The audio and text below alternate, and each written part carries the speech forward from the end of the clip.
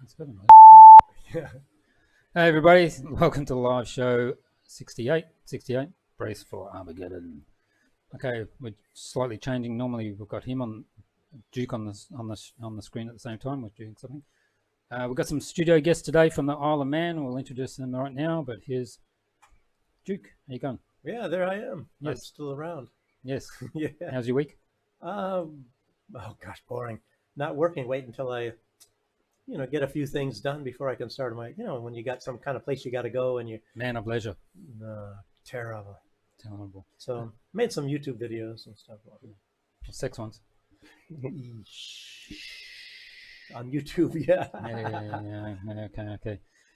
Where are we? So, as we said, we've got some guests from the Isle of Man today. Jason and William. Here you go. How you going, guys? Brilliant. Thank you very much. Good, thanks. And Jason here, he will give you a story in a minute. He came here in 1993. Yeah. He was saying today, we had lunch today, and he will now tell you how much difference there is. Yeah, well, first of all, I'm very happy to be here and talk about my love for Belarus. I really enjoyed my time here as a student in '93, but not much had developed, and it was basically like the Soviet Union, which was fine for me because I'm a history buff and I was interested to see what life was really like in the Soviet Union. But since I've arrived, I've just been absolutely blown away by the standards here, and it's as if in that 30 years they've demolished all the buildings and just built beautiful ones everywhere. We've had some of the best food I've ever had in my life. They're not just good restaurants, it's outstanding quality of food, and bars, and the pubs are better than at home, The roads are paved, sidewalks. We always say on the show that the food actually tastes the food here. Yeah. And we're always going on about the quality and everything like that. And a lot of people are saying, we're telling fibs, but I told some friends that was coming over, and because they're so propagandized, they were absolutely convinced that as soon as we stepped foot in this country, we'd be arrested because we have British passports. Were you arrested? No. Well, that's what Kirby said. That's what he just said last week. He said, "Don't go to Russia because you're going to get arrested." Yeah. Oh, lots of things. And then they're saying that all these spies that they just traded, they did nothing wrong. Even if they caught them, and they have them even on video film of, having classified information or something, and then trying to hide it underneath the thing, and then oh no, they didn't do anything wrong. But even on everyone expects crossing a border to be tough and for border guards to be really super serious, and the Belarusian border service are extremely polite, extremely friendly, and just want to, obviously they want to make sure you're not bringing anything to the country in that's forbidden. But apart from that, it's a nice experience. I mean, one drawback is, for whatever reason, you have a bit of a wait on the border, and it's hard to get here. I mean, ideally, I'd love to fly here, or even just fly to Warsaw and get the train over, but it's not possible. So. Yeah, well, before sanctions, you'd be able to fly from London with Belarus here for 2.5 hours direct. Yeah. It's great. Yeah, in the old days, you could take a train. But the hold up on the border with you, it's the Lithuanian side, right? Well, my guess is it's economic and political pressure on Belarus. Basically they want regime change, and they think they want to just mess with the country in the hope, to destabilize it and fulfill their political goals. Yeah. But when we came across the border, we saw all the trucks lined up. Backed up, wasn't there? Yeah. Hundreds. And on the website, it says there are 700 waiting, and it looks like a graveyard of lorries. There must be people sleeping in them. Yeah. And in spite of that, all the shops are full, all the lights are on, all the produce, all the shelves are stacked. If we get one boat that doesn't sail, like the whole of the Isle of Man, all the shelves will be instantly empty. It's like, boat's not sailed. Duke There's did a there's video. nothing in the shops. Yeah, It was Duke did a video the other day in the supermarket just to show people, how full they are and prices and all that sort of thing. But I would recommend to anyone in the UK or wherever to come here and see for yourself. And, you can see with your own eyes that the Western media tells constant lies about this country, constant lies about the president. And when you come here, you see the truth. Yeah. Yeah. Well, you see, it's like, even if you just see if you look at Lukashenko, he looks like he's very stern and he's not laughing too much or nothing. And they make him, they take little bits out to make him look like he's a very mean guy and all that. But then even if he acts like that, you look at the country and it's like, didn't Jesus say, know them by their fruits? Yeah, And, exactly. Yeah. yeah. You look at how people, it's like, I couldn't believe when I was living overseas and then I come and I was seeing somebody making like videos. And I'm looking and you see these nice, beautiful girls and their boyfriends on these nice, relaxing walks, maybe with the children there and things. And it's like, wow, that's like what we were supposed to believe the United States was like. And maybe it was in the 60s, but I don't think it's been that way for a long time. No. And everyone is super friendly. We've stopped and had chats with lots of people, going about our day. And everyone's just really happy to chat. And you'd think that... If you know Russian. Oh, well, that helps. But our countries, technically speaking, are working against Belarus. So Belarusians have a legitimate grievance or legitimate grounds to have a grievance against us because... Yeah, but they know the difference. It's the governments, not the people. Yeah, well, so that's thankfully, why, that's why they know it's them. Yeah. So that's good.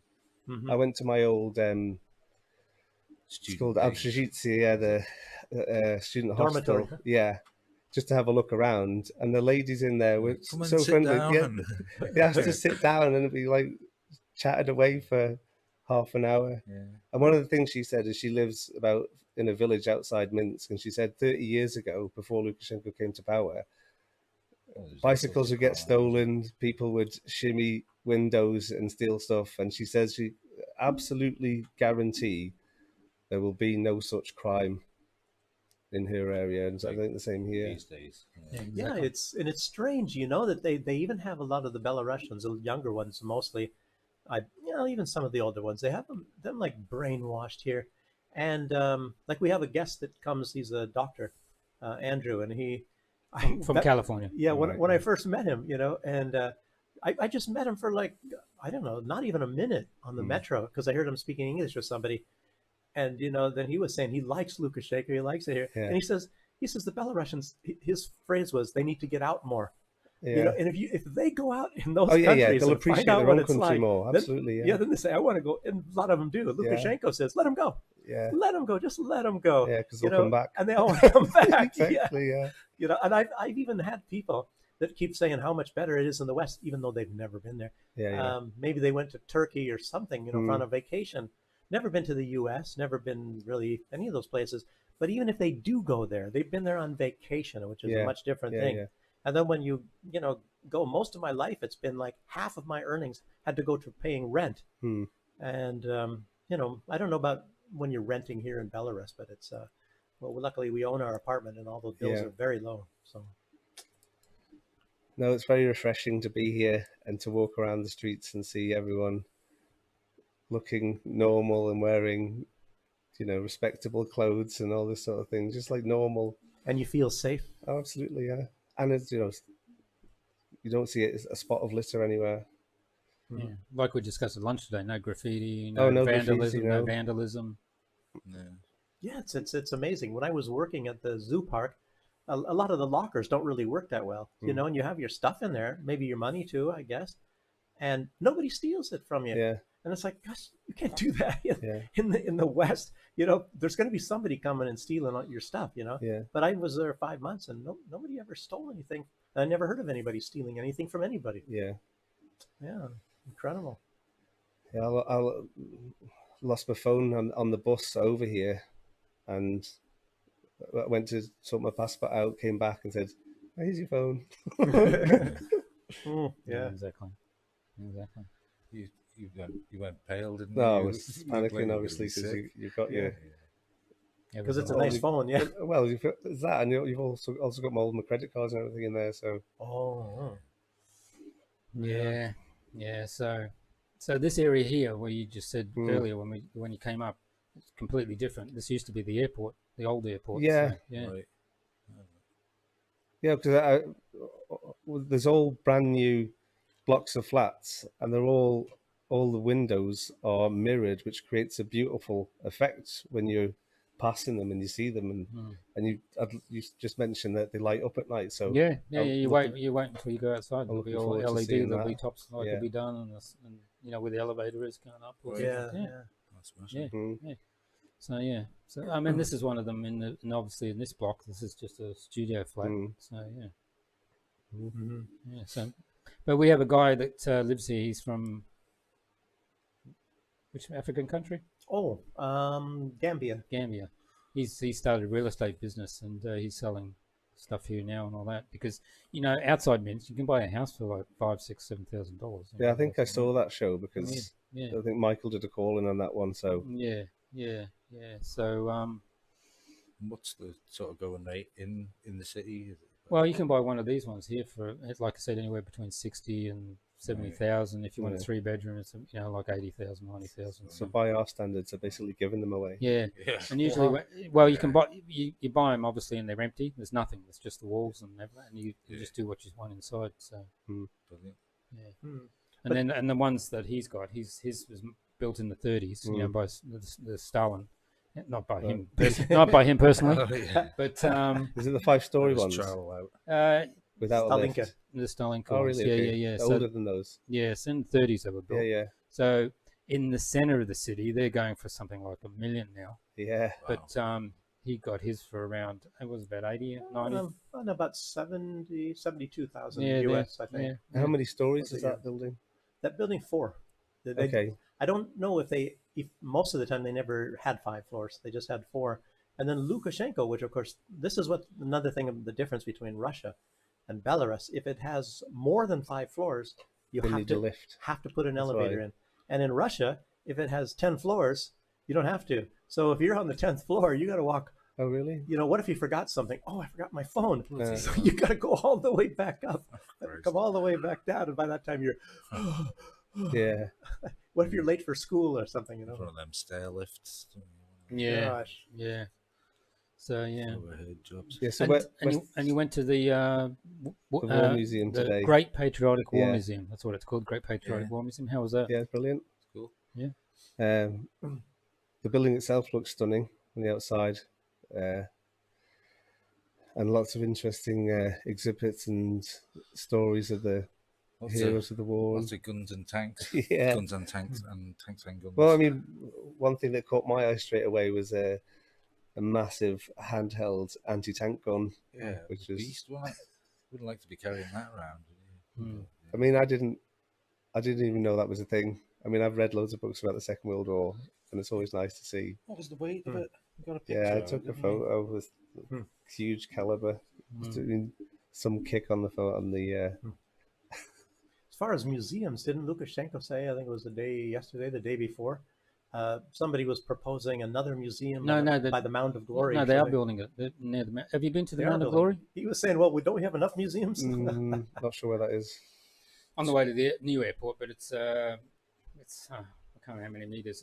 It's like a pyramid. 20, That's a big mound, and on top of Nuts. it is like a big Bayonet. thing. Oh, I see. And it's supposed to be lit up really beautifully at night. Yeah, so- and all the bits that built it, Yeah. the soil and all that, Yeah. it's from all the hero cities. Oh, So they've cool, all yeah. bought stuff there and they built it. Very like that. nice to go there too. And, Yeah. If you want tomorrow, I can take you there. Yeah, that'd be great. Yeah. But you Yeah. have to walk, I think, up the stairs, right? Yeah. Yeah, the stairs go Yeah. around it like this and all that. It's really good. Is it similar to? Have you heard of Mumayev Kurgan in Stalingrad? It's now called Volgograd. I haven't been to Stalingrad yet. So they have a huge mound as well.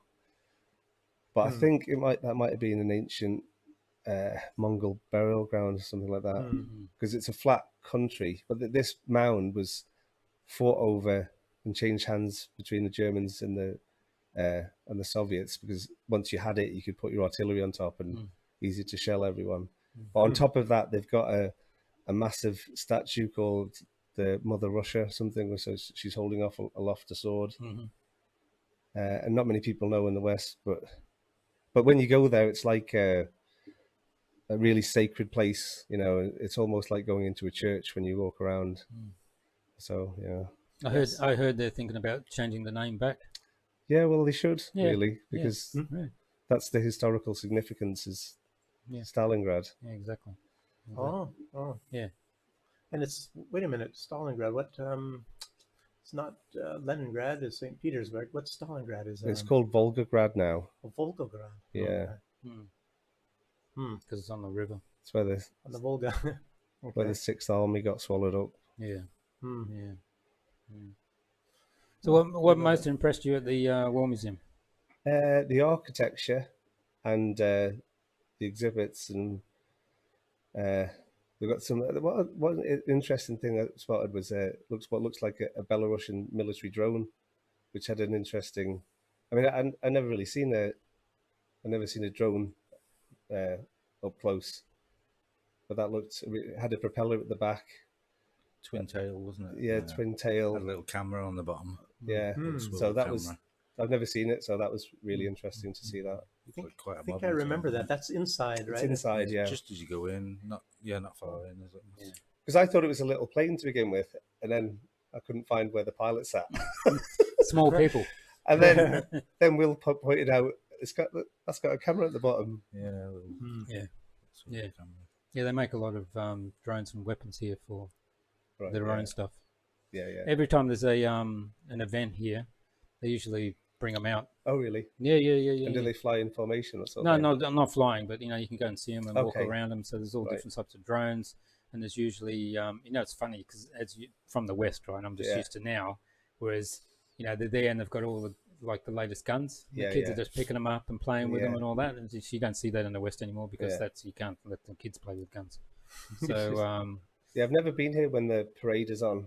I've always arrived for school, late August, and left when school ends. So the parade's in July, so I've never had the fortune which you guys did last month. Yeah. Well, that was the first time Duke could win as well, isn't it? Yeah. Yeah. So what was your opinion of that? Yeah, I was thinking, too bad we didn't get a better spot. But I don't think we're even allowed to get one of these spots. Yeah, of course. Where you see everything. But yeah, we were thinking it was, and as a matter of fact, people told us it was going to go right past us. Well, the vehicles did. Yeah, the vehicles did, like the tanks and all that sort of thing. Yeah. But I would have rather it's better if we would have been on the corner. Yeah. So if it's the same thing next year, then we'll know to just kind of be on the corner. Yeah. Because what happened is we were standing there, and all the military personnel dun, dun, and turned right. It's shit. Yeah, they're coming, and then they took a right. I said, what? Yeah. I wanted to see those girls. I don't know if you guys saw the earlier videos when they were practicing. Pouring down rain, and these girls are smiling and marching in the rain, and it was like, wow, that's cool. Yeah, because for the week beforehand, they cut the road off, and then they start practicing. Yeah. Okay. So you can go there at 10 o'clock at night and watch them. All right, brilliant. Yeah, so that's not bad. Oh, I talked to somebody whose sister was, I think, one of those girls. Oh, right, okay. Yeah. Yeah, I've seen books of parades during the Soviet times, and they just looked so spectacular. And also, they'd have the main road of Minsk, the main highway, and it'd be wall-to-wall crowds of veterans with all linked arms with their medals. And it must have been such a solemn occasion to see them march. And unfortunately, we don't have many veterans left. But that's another thing I remember, which is really nice. Now the relatives have a picture of them and they march as well. So. Well, yeah, they call it the Eternal Regiment. Yeah, exactly. But when I was first here in the 90s, there was a lot of veterans still around, and they used to wear their medal ribbons on. And I remember one guy was like a guard to a youth hostel, and when you went in, and he had half his leg missing and his arm missing because he got blown off in the war, and they're always treated with respect and reverence, and always fascinating to talk to them, obviously. Unlike where we're from, where they're discarded. Yeah, veterans. That's what I'm, like being a veteran and all that myself, and it's like in the U.S. when your term of service is over, it's like they kick you in the backside and tell you to get lost. You've served your usefulness and get out of here. Yeah, here they have a tradition of giving even like for people who've demonstrated particular heroism, they're given special privileges. Mhm. Not just medals, yeah. Yeah, like priority at the trains and that sort of thing. Yeah, Hmm. which that's the respect they deserve. All veterans deserve that Yeah, respect. yeah, exactly. And then when, if you think about like World War II and what they really went through, Yeah. and it's like, and in America, they make it sound like, oh, this big deal. My grandfather's uncle, so it's my granduncle, and he was wounded at, I guess, Battle of the Bulge or something like that. But for the most part, most of the in the U.S., they didn't. It wasn't really that devastating. But when you think about the people like the Belarusian, even the people and the soldiers and everything was devastated here. It's like, what, over 30, now that it's coming out, they used to say 25%, and now they're being a little bit more truthful. And it's more like 33% of the population died. I think they were calming everything down. And right now, a lot of things are coming out. And I think to stay friends with the West, they weren't telling the truth, or they were, exaggerating it down a little bit. And now they're, with the West pulling all this stuff on Belarus, they're starting to admit the truth and, the things that were happening here in Belarus. It's, I guess. I always say the Allies, as in the Western, it had a nice war. Yeah, absolutely. It was much nicer. Yeah. Well, I only really understood the true scale of the war when I came here, and it's so fresh in many people's minds. It was then, and a lot of people get their historical knowledge from movies, don't they? So if you're in the West, you've only seen Americans. America and won British. everything. Exactly, they did it by themselves. Yeah. But in reality, the Western theatre was an absolute tiny sideshow compared to the death toll. We always say the Red Army won the war. Yeah, it was. But the size of the front is just it's huge, colossal. massive. Yeah, that makes you wonder that they. I mean, you would think, well, what's the alternative is to give up, and then what happens when you give up?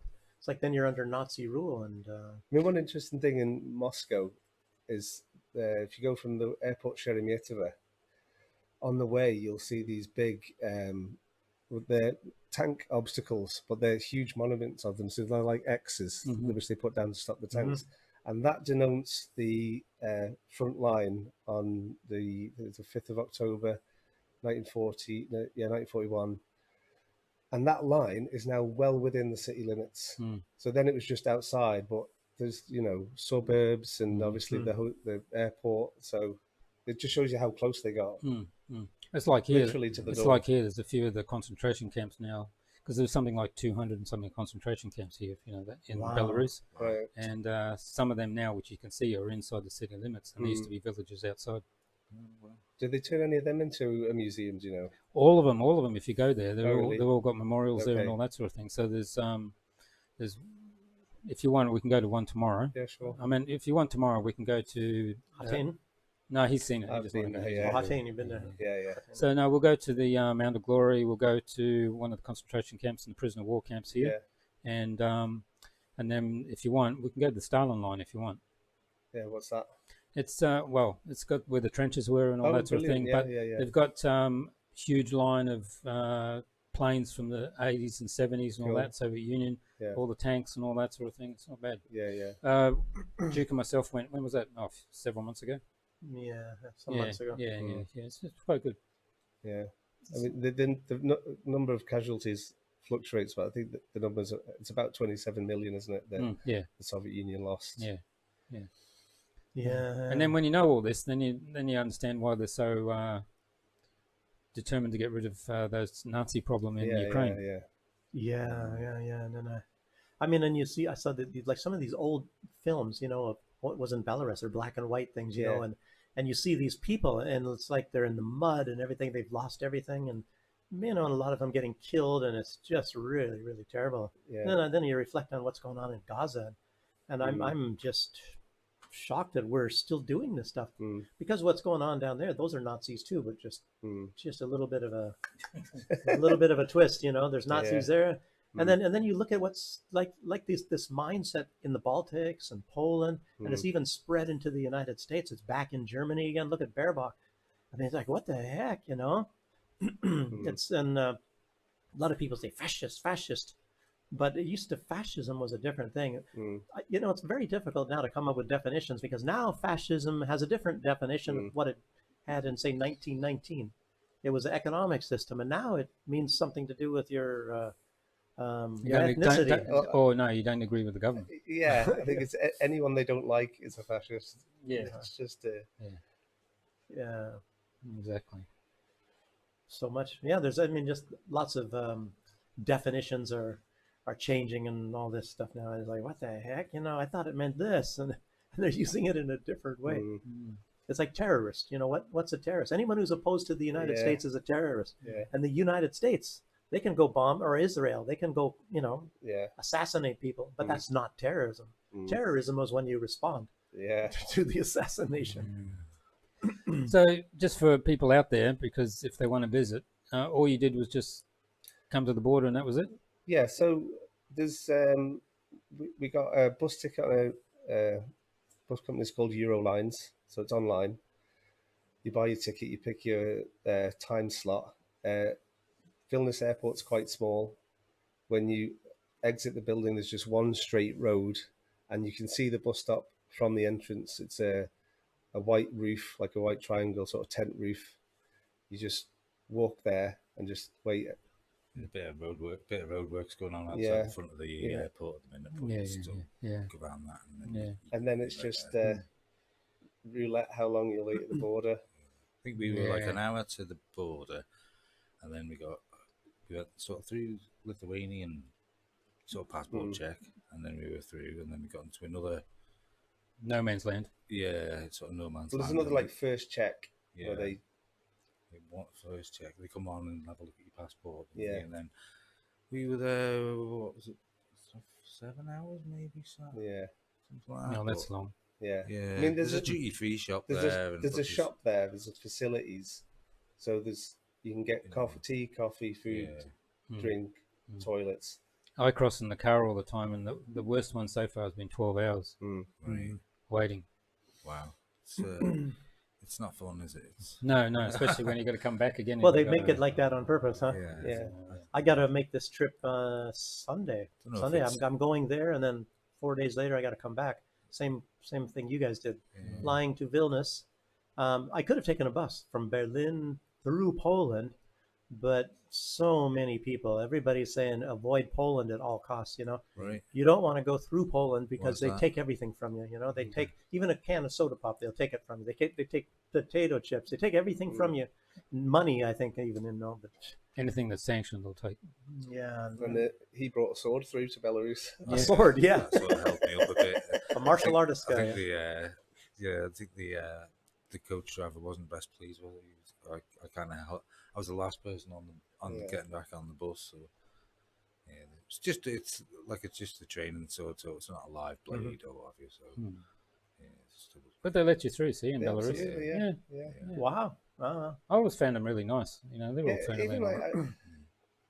I've stopped to ask the police on the street, and they're really, really nice and friendly and polite. They were even back in the year 2000. I remember that was sort of a Sovietish still, you know, it was like still coming out of that. And I was taking a picture of the modern train station because it's more modern, at least it was then, than anything in Germany. Yeah. You know, so I was thinking there's all this digital stuff, and I'm sitting there, oh, that's really cool. I'll show the people in Germany, taking a photo, and then I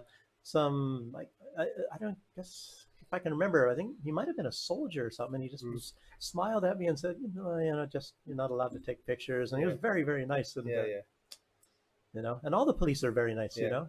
I mean, we visited the train station yesterday. It's, you know, it looks great. It looks great from the outside. It's nice on the inside. Yeah, because you can go across Belarus. How much for? It's very cheap, isn't it? What do you mean? Oh, do you mean on the train? On the train to go across? Yeah, to anywhere. In oh, Belarus, you mean to? Oh, yeah, it's very cheap. It's very cheap. Did you take what they call, you know, the electricity train? You know, and it stops in a lot of small places. That's really cheap. You can go halfway across Belarus for like less than $2 US. Right. You know, if you want to be going to stop at every town and not that comfortable and stuff, but if you take a comfortable one, you can go from Minsk to Baranovich. We were paying like 12 rubles per person, which is what, $4 or something, right? Yeah, something like that. I mean, and think about that distance in Germany, you'd pay 25 Are euros. you going to Brest at all?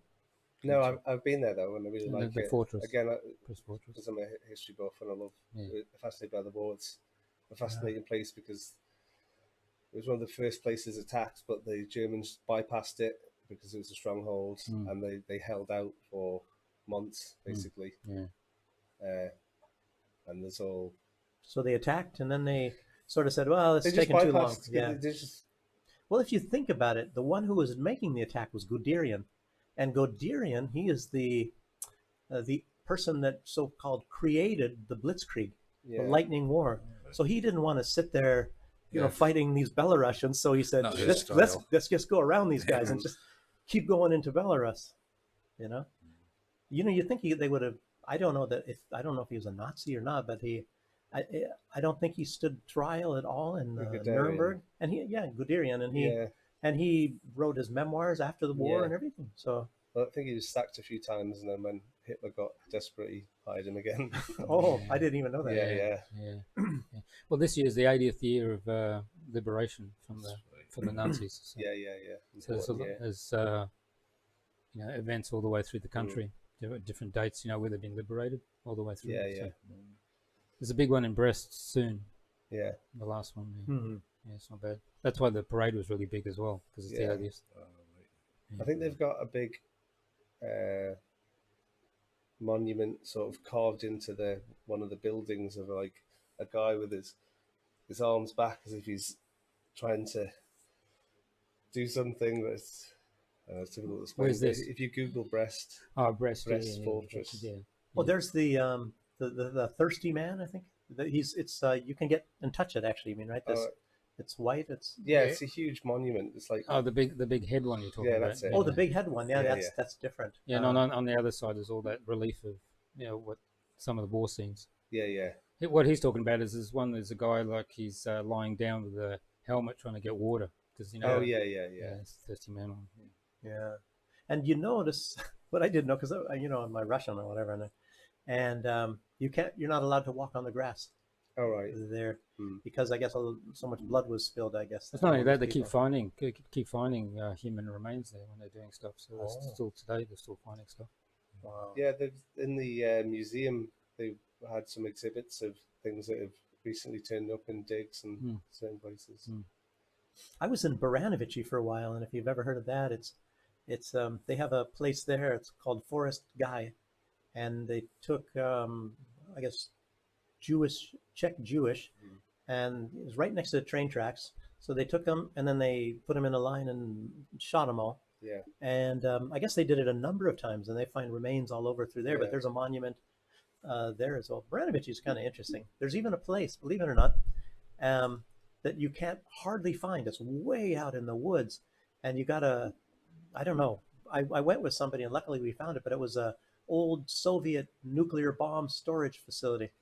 And more importantly is you look online and there's all these CIA documents, you know, that talks about Baranovichi, this blah, blah, blah, and all the nuclear bombs and all. And you can go there. There's nobody there. It's all overgrown and like a door. It's like this thick. It's, I don't know, like 18 inches thick of steel. And somebody knocked it off. And some people they actually did put some graffiti there and all that. But you go inside, you got to bring a light, you know, because it's all dark in there.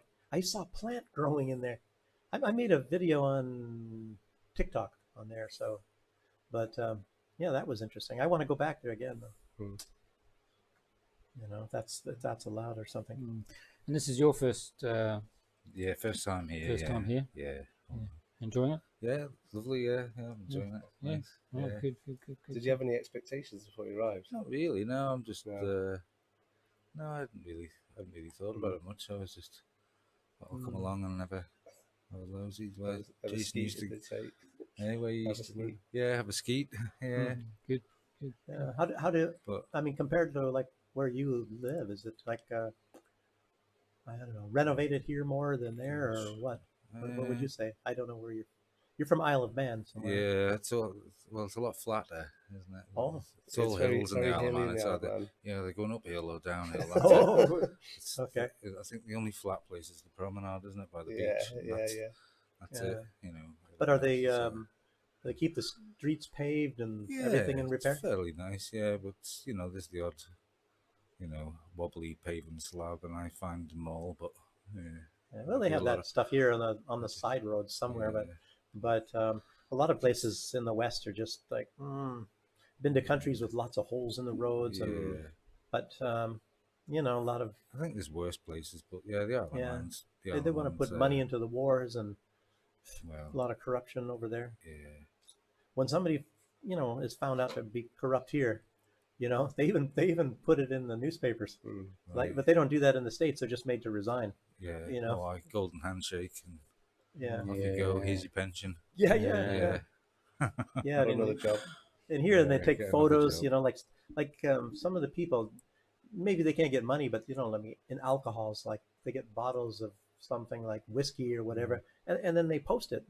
They show, so you can see it in the news that, these people had a whole room and all these kind of different alcohols, because maybe you could trade them. I have no idea if they use it as commodity money, the corrupt people, or who knows what. So I guess that's, that's how that is. Yeah, but they're always looking for corruption here. It's Yeah. not like it's as you see in the West. It's supposed to be a really corrupt place because Lukashenko doesn't like it at all. Yeah. One thing I could add about coming here, if people are having trouble finding a hotel, there's a website that I use called realts.by. So that's Romeo Echo Alpha Lima Tango dot Bravo Yankee. And if you go onto that site, and even if you don't speak, it's in Russian, but you can right click and translate it into English. And you can get a wonderful furnished flat with all facilities for, I think we're paying about just under $100 a day for the whole flat. And you can get, there's much cheaper than that as well. Yeah. We stayed in them too. Like, I think in Germany they call them Ferienwohnungen, where you can cook and refrigerator and a television or two televisions sometimes. Well, like we discussed, it's like various rooms, Airbnb, isn't it? Even cheaper. I think so. I've never used B&B, but I presume it's a similar thing. We've got... There's probably 100 of them in this complex right here. Yeah. Hundreds maybe that rent out for people in the Minsk world here. Yeah. But obviously that's much cheaper than getting a hotel and much more comfortable. And we've got a big TV in the main room, armchairs, lounges, TV in the bedrooms, big fridge, freezer, washing machine, everything you need basically. Oh, cool. I remember when I got out of the army in 1987, and I was in some city. I guess it was Seattle, and looking at a place to stay for the night. And the cheapest I could find back then, it was 1987. It was $70 US. And I was thinking that's ridiculous because I think Motel 6 in the old days, wasn't it $6? And we're talking about the 60s. Yeah. So I don't know. It's how inflation really. You can probably find a place for $6 here. Probably, yeah. If you don't mind, our flat is right in the center of the city. It's right next to a metro. Yeah. It's perfect location. I'm sure if you're not bothered about, say, living further outside and getting a bus to a metro, it'll be much cheaper still. So we have a prime property in a prime location. Yeah. I made sure with our apartment that we're close to the metro. So it's like a 3-minute walk. And if you go on that website, real.by, some of the apartments are stunning. And some of the interior design, it looks like they've been done by artists. They've got interesting chairs, interesting ceilings even. And with lights. Paintings, and it's really fascinating. I've seen those myself. Yeah. When I first came here, it was pretty much every apartment was pretty much the same. It would be the same sort of couch that converts into a bed and massive carpets on the wall. Yeah. I remember those. It was a thing, so I presume some people still do that.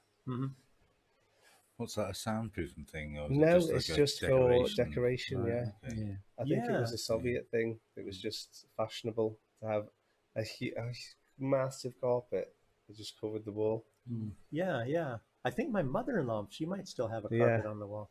And you probably know, but he probably don't know. Lee Harvey Oswald? Oh yeah, he lived He here. lived here. Oh, did he? Yeah. Near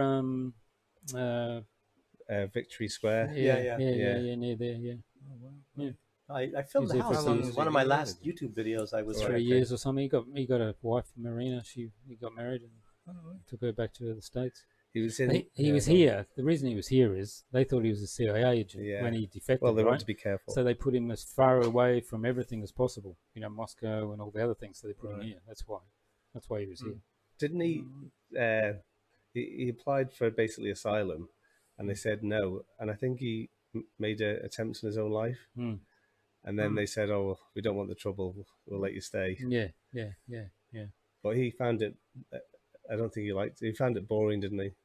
So boring. You had a nice place. The building at least really, outside looks I mean, really I'd like nice. to see where he'd live out of interest. Yeah, you can Yeah. go there. You can Can- go there. Yeah, you Go go. watch my YouTube video. You got to contact the. From last week. Sure, I'll do You got to that. contact the owner, and they'll let you in. Okay. Yeah, it's right from the metro. It's a 1 minute walk from the metro.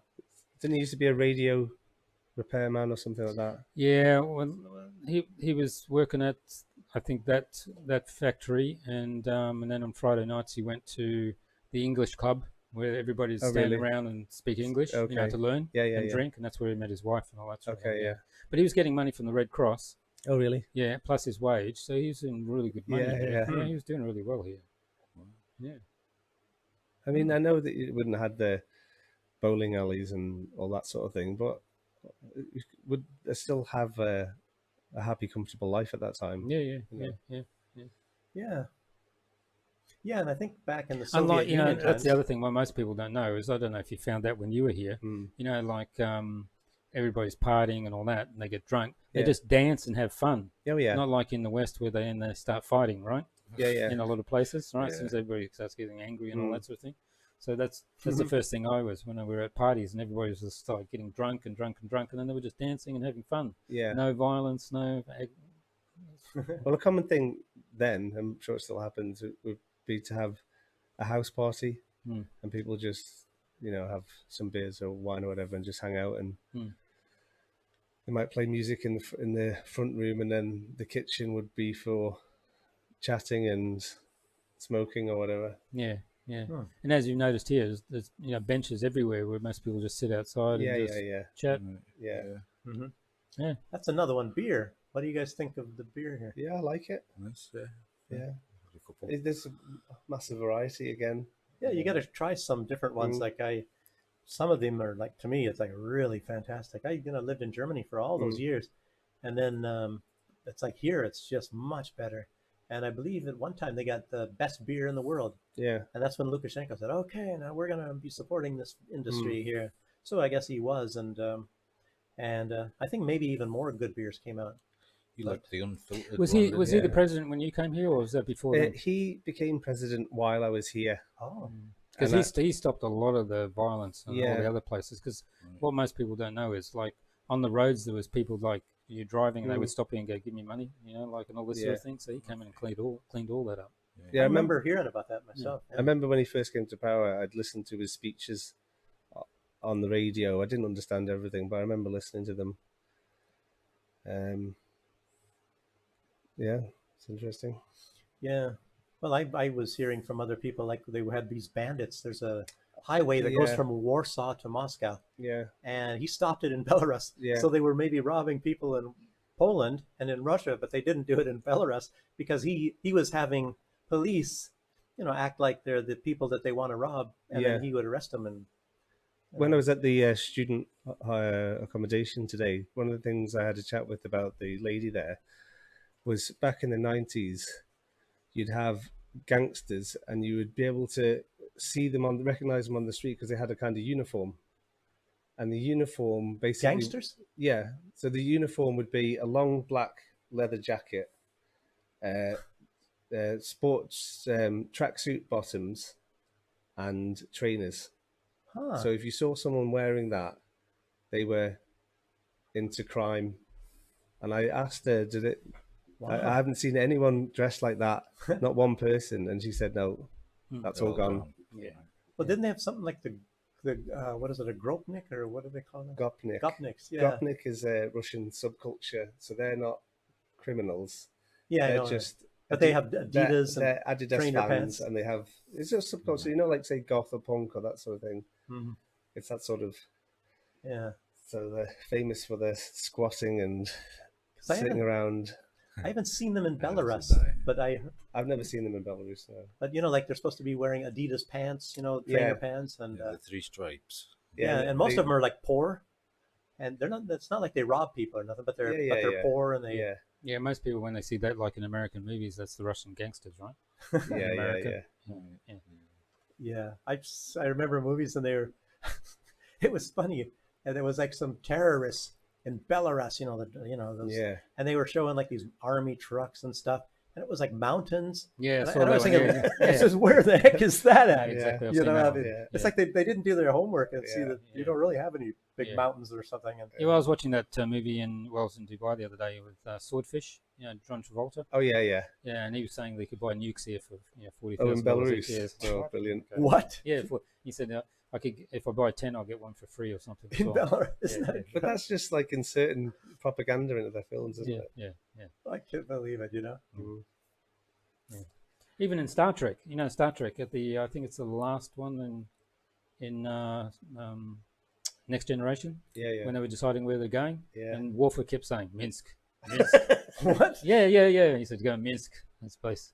What's Place to go. why is that? The Next Generation. No, because they were deciding what they were doing afterwards, and it was the last. I think it was the last show, Oh. and he kept saying Minsk, that's the place to go. Good choice. Yeah, They wanted to come here, huh? yeah. So there you go. Yeah. Well, Minsk is great. recommended by Klingon. Like Worf, yeah. Yeah, Klingon. Mm. Oh, okay.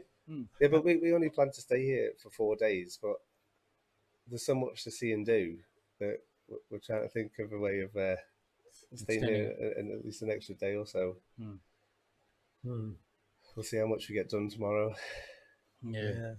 Well, there's even some interesting places that were like, and Dave and I were even talking about it. There's he's even been there. I've been there too, but there's something like they saw some icon or something like shepherds. At the monastery, yeah. Yeah, and then Right. it's some weird thing. It was glowing, and the shepherds, and Okay. And it's like found there's- in a tree. yeah, there's nothing really else around there except for that monastery as far as any place. But you have to, you drive a little bit. But it's, I think the town Volkovisk is not too far. That's where they like make the famous kind of meat sausage, and Oh yeah. that's actually where the general that defeated Napoleon lived Okay. afterwards. And it's a very small town, really nice, a really nice town. I said, man, I like this place. I've been there twice, and I liked it both times. But even though it's small, and they also have something called Swedish Mountain, and that's where I believe the Lithuanian. It's something about like a lot. If you're going to propose to your girlfriend, you take them there because I think traditionally that's where I think the Duke of Lithuania proposed to his wife. And, Right. yeah, and at one time, I guess on the Swedish mountain, it was some ancient people. So it's like a mountain that they piled a lot of dirt up in ancient times and all that.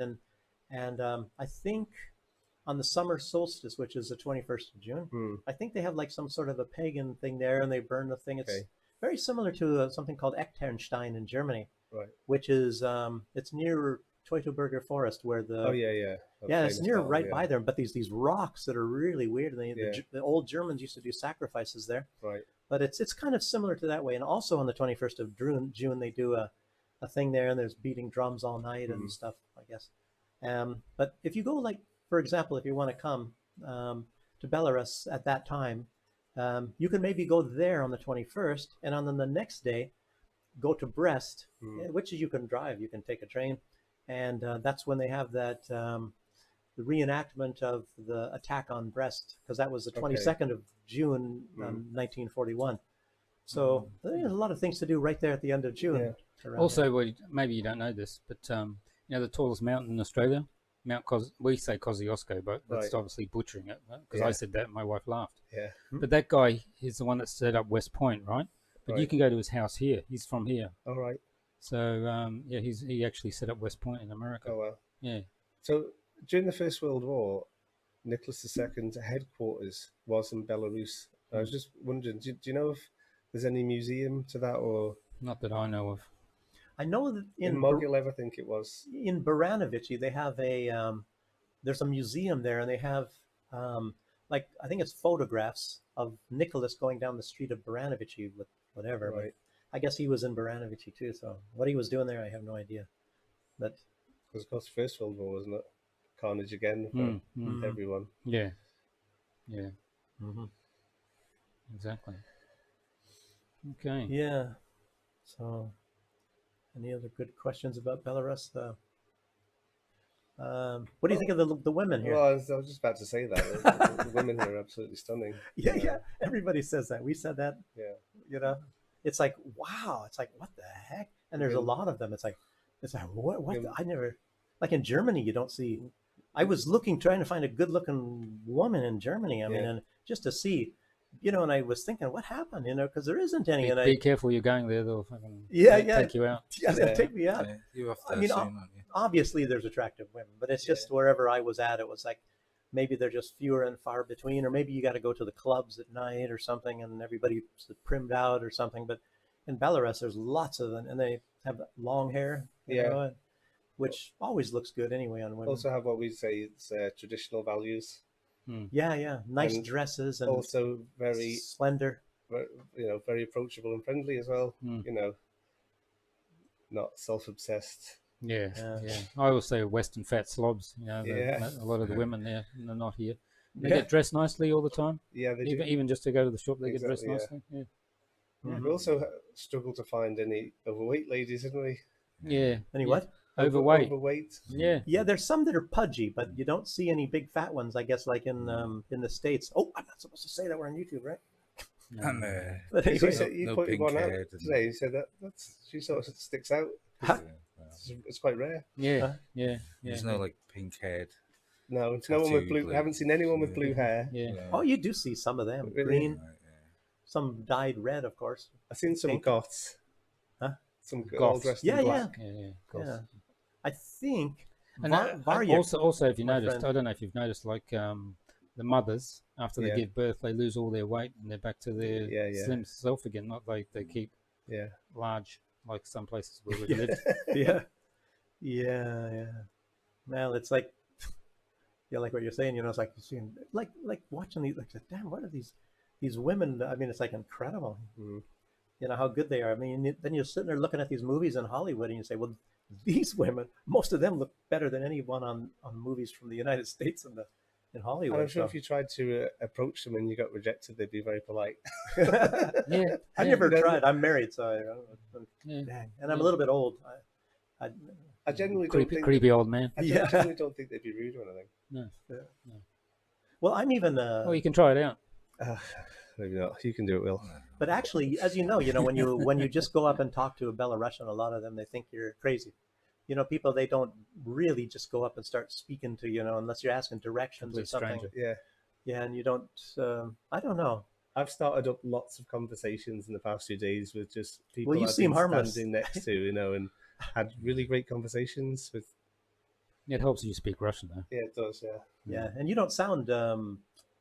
You don't sound threatening, and you don't sound like you're a scammer or nothing. Yeah, just so you come across a lot. Chatting away about whatever. Yeah. And now, Dave, that's different. I wouldn't trust anybody looking like. No. I'm basically going around telling everyone how much I love their country. So. I always have a surprise when they ask me where I'm from, and I go Australia, and they go, "What are you doing here?" Yeah. They all say that. And I say it's better, it's nice here, and they go, "Oh." Yeah. It's like going across the border. Did they ask you guys why you going to Belarus? Well, what's interesting is when Will went through Lithuanian control, they were. They didn't believe I was who I. My passport picture looks a bit different. So I've got a beard and long hair and a photograph, and I look quite menacing. I think. They were polite, Charles Manson. I think, God, it's going to be another 4 years, I think, before the passport runs out. But she was looking at it and she's going, "This is not you." And I'm going, "Well, it is." And she's going, "Right, okay, write your signature." That's all, write your signature. She's going, "Oh, that's right, okay." But luckily, I had my driving license, so it's just been renewed a bit more recently, so I'm a bit like skinhead on it, and a bit more stubbly. But I had, passport photographs. I don't know. They say if you look like your passport photographs, though, you're too ill to travel. I suppose. Yeah. But, can you put the microphone closer to you? Yeah. No, just pull it towards you. Yeah. So I got held up for about 10, 15 minutes with her, wasn't I? And Yeah, yeah, yeah. And then I was opening my phone, showing her photographs. Just, this is me with long hair and a beard. It is me. And it was just, I always get asked when, like, on the business side, because they look at my passport, Yeah. Australian passport, and then they, do you live there? And I go, yeah. And they go, why? Yeah. Like, really surprised. And I go, it's Yeah. nice. And they look at Yeah. me like, what? Why? What? We weren't told it's nice. Yeah. Yeah, they won't tell us nice. Yeah. Yeah, they took me when I was going to Germany a couple of years ago or whatever, and the head of the border crossing place was in Latvia. They took me and then they took me into some room. The guy was actually nice and all that, and he was Cavity search. Yeah, and he's asking things like, like the same old stuff. What are the prices like there? Do you find that the prices have gone up or down? Or they were asking me those things. Have you been to Ukraine? He asked me that one twice. Yeah. And I said, no, I haven't been to Ukraine. And why are you in Belarus? Things like that, Yeah. Then I don't know, it was really strange. And I said I liked it as well. I said, I don't think they like that, They should try coming here. Well, Well, since they changed the visas, which Yeah. you used, well, Yeah, not yeah, visa, obviously, visa waiver. When was that? 3 weeks ago? 4 weeks ago? Something like that. Yeah. Maybe no longer. No, it was very recently. Yeah, it's 5 weeks ago or something Yeah. like that. telling me. Yeah, the figures the other day was it's like 12,500 people from Really? Wow. from the EU and UK have come here. Oh, really? In some weeks, you mean? Huh? Yeah, 12,500. Yeah, so Well, that's That's good. only been about 5 weeks. I remember you texting me at the time Yeah. and saying it's yeah, about that, isn't it? yeah. It happened just before I went on vacation. So. Ah. But it's quite magnanimous of whoever made the decision, President or whatever. Lukashenko made it. It's Yeah. quite magnanimous to have that attitude. They're being unfair to him, and he's been made that generous offer, which has enabled us to come. Yeah, a lot of people, just because he looks so stern and all that, and like I was just saying, know them by their fruits. And they had this German guy that blew up a train station, but he didn't kill anybody. Nobody died, but he did some destruction and all that. He was working for the intelligence services of Ukraine, and he pardoned the guy, and then they traded him. And Germany didn't lift one finger to try to get him out, and then if you've seen the footage, like when they told him, he just put his head down on the table and he started crying. He said, "Thank you, Lukashenko." Yeah, they swapped him the other day with the the swap. Yeah, because he looks kind of like a mean guy, and I'm thinking, oh, and then he just put his head down and he was crying. It was just amazing. So Didn't they swap?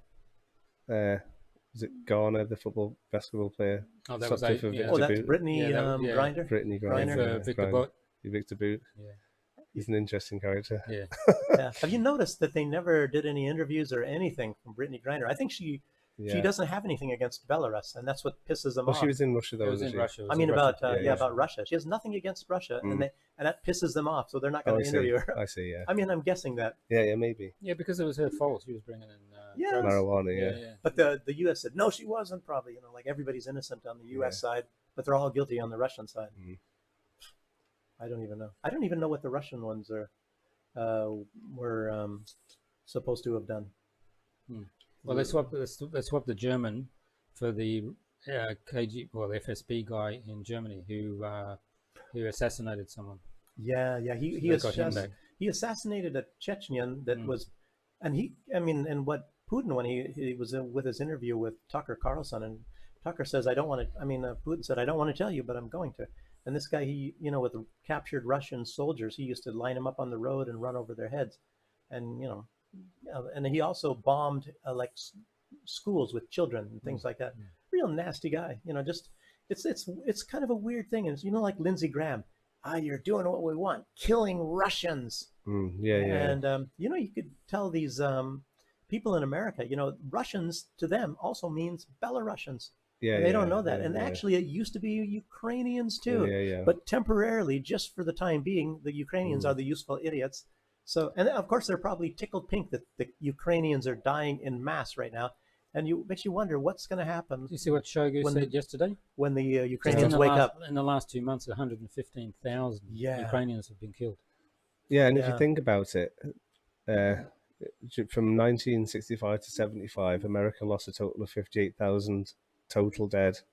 So, that means Ukrainians is losing Vietnam casualties every month. You're just hemorrhaging people. Yeah. And also you have these are called rebels now, where they go around Ukraine setting fire to the recruiters' vehicles because they're trying to stop them Yeah. press ganging Hmm. young men who don't want to fight. Yeah, we don't see that in the West, do you? Well, they're doing that. The Ukrainians are No, burning no. these vehicles. Well, yeah, they literally lift people off the street. Yeah. Mhm. Whereas my understanding is that the Russian soldiers are quite well paid. Yeah. Well, they've got so many volunteers that like they don't Yeah. have to do anything. There's constant volunteers and every month coming in. Mhm. But Yeah. Because Well, like you said, to serve in Russia, especially in a conflict, is like a badge of honor, obviously, and that sort of thing. So they're well treated as well afterwards. yeah, very patriotic people. And Yeah. always, Ukrainians are just unfortunately very, very terribly propagandized. They got this, as you all know, this Nazism, and Yeah. most of it's all wrapped up in killing Russians. Well, It's like, what the heck? I've read a lot of history, and traditionally, for me, as far as I'm concerned, the people of Belarus, Russia, and Ukraine have a very natural fraternity. So, Northern Slavs. It breaks my heart to see brothers killing each other, basically. And I don't think a lot of the Ukrainians support those Nazis. I think they want the war to stop too. So, Well, they're looking for the ones that don't support the Nazis, and those are the ones they use as cannon fodder. Yeah, Zelensky's proposing a referendum now. So you can have a referendum during the war, but you can't have an election for the president. So, yeah. So they're looking at having a referendum now to see if they have a peace deal. They're saying the war's to to get a peace deal. They can cheat on votes anyway. say the war's to defend democracy and No, that's his way out because he put in a law that they can't Talk to negotiate. Russia. Yeah, so this is a way out for him. Hmm. Ask the people, and if they want to, then they can Oh, I do see. it. Yeah, that's why. Well, so many people are saying this is driven by the West. Like even the lowering the age for the people that are conscripting is from the West, which means obviously the United States. So it's like, I don't know, because they love to see the Ukrainian. I mean, I'm not talking about the American people. They would probably rather. Well, the that's average what American doesn't what want to I see just anybody said. die. The Belarusian people and the Russian people, they know it's not the normal people like you're visiting. Yeah. It's actually the governments. Yeah, and it makes you wonder. I mean, and like if you're a history buff too, I was studying a lot of. It just so happened it was a lot of the border, not really anything of Russia, but this certain part of Prussia and all this. yeah. And when they established the Holy Roman Empire and all the Northern March, but they in the North March they had a march that was even farther north. I can't remember the name of that, but anyway, and it was The like, very far north march. yeah, the very far north. But these things were established to keep the Slavs out of Europe, and it's like what well, why and all You that. talk about the Northern Crusades, the Teutonic Knights. No, oh well, Northern Crusades. I didn't know that Yeah. you called them that, but the Teutonic Knights are part of it. Yeah. But it was like then the Ascanian dynasty.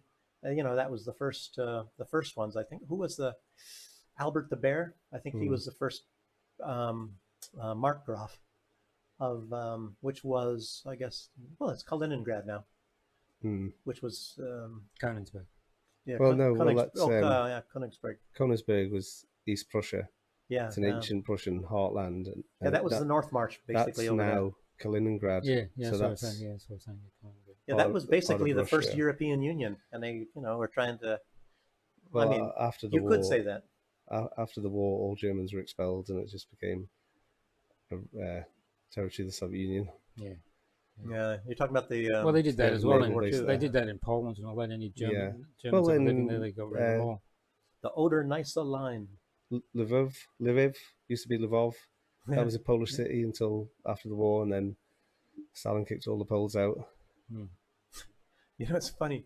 We talk about that Ukraine acts like they're this really ancient people, and like they built the pyramids of Egypt. Jesus was Ukrainian and all, and they dug out the Black Sea with their bare hands, and Ukraine was never even on the Black Sea. It wasn't anywhere near any kind of big body of water, but and it was a region. It was a part of Russia. Yeah. So I was like, what the heck? Well, just before the war started, or just around the time the war started, there was a very interesting YouTube video which showed Ukraine, or the current territory of Ukraine, over the past 1,000 years, and it basically showed you year by year what it was, and it was basically, part of Poland, part of Lithuania, part of the Habsburg Empire, and is always fluctuating, always changing. And Crimea, that was Crimean. No, it was Crimean Khanate. It's basically the descendants of Genghis Khan held it until the 1790s, and Catherine the Great took it over. So that's the Turkish people have a better claim to the Crimea than Ukraine, and that was used by the Crimean Khanate to sell white slaves, mostly to the Arabs. That was like a hub that they used, and then Catherine the Great got hold of it, and it's been since then. It's been almost all Russian. It was just a administratively part thing, of in the I think it was Khrushchev. Crazy. I think the reason he did it was just to make the map look neater, because he had this Ukrainian Soviet Republic and this little bit on the end. I'm not sure if that's exactly true, but he's also Ukrainian as well. Yeah, they said his wife or something wanted it, or I think, you hear about all these things, all these parts that became Ukraine, and maybe I mix them up. Like Lenin, the Donbass, he's the one that gave the Donbass to Ukraine, and whatever year that might have been, 1918. I have no idea. Yeah, but during the Soviet Union, it really didn't matter. Yeah, that's what my wife said. Because she lived here, and she's saying nobody cared. It literally was just lines on a map. Yeah. It's only when Yeltsin broke up the party that it has consequences. Well, I think even Putin, he wouldn't have minded at all as how everything was. But obviously we know that, until they started saying, well, they were incentivized by the West to want to kill the Russians. Yeah. Well, in the Donbass area, only Russians have ever lived there. Yeah, they never wanted to be a part of Ukraine. Even back then, there were revolts and things.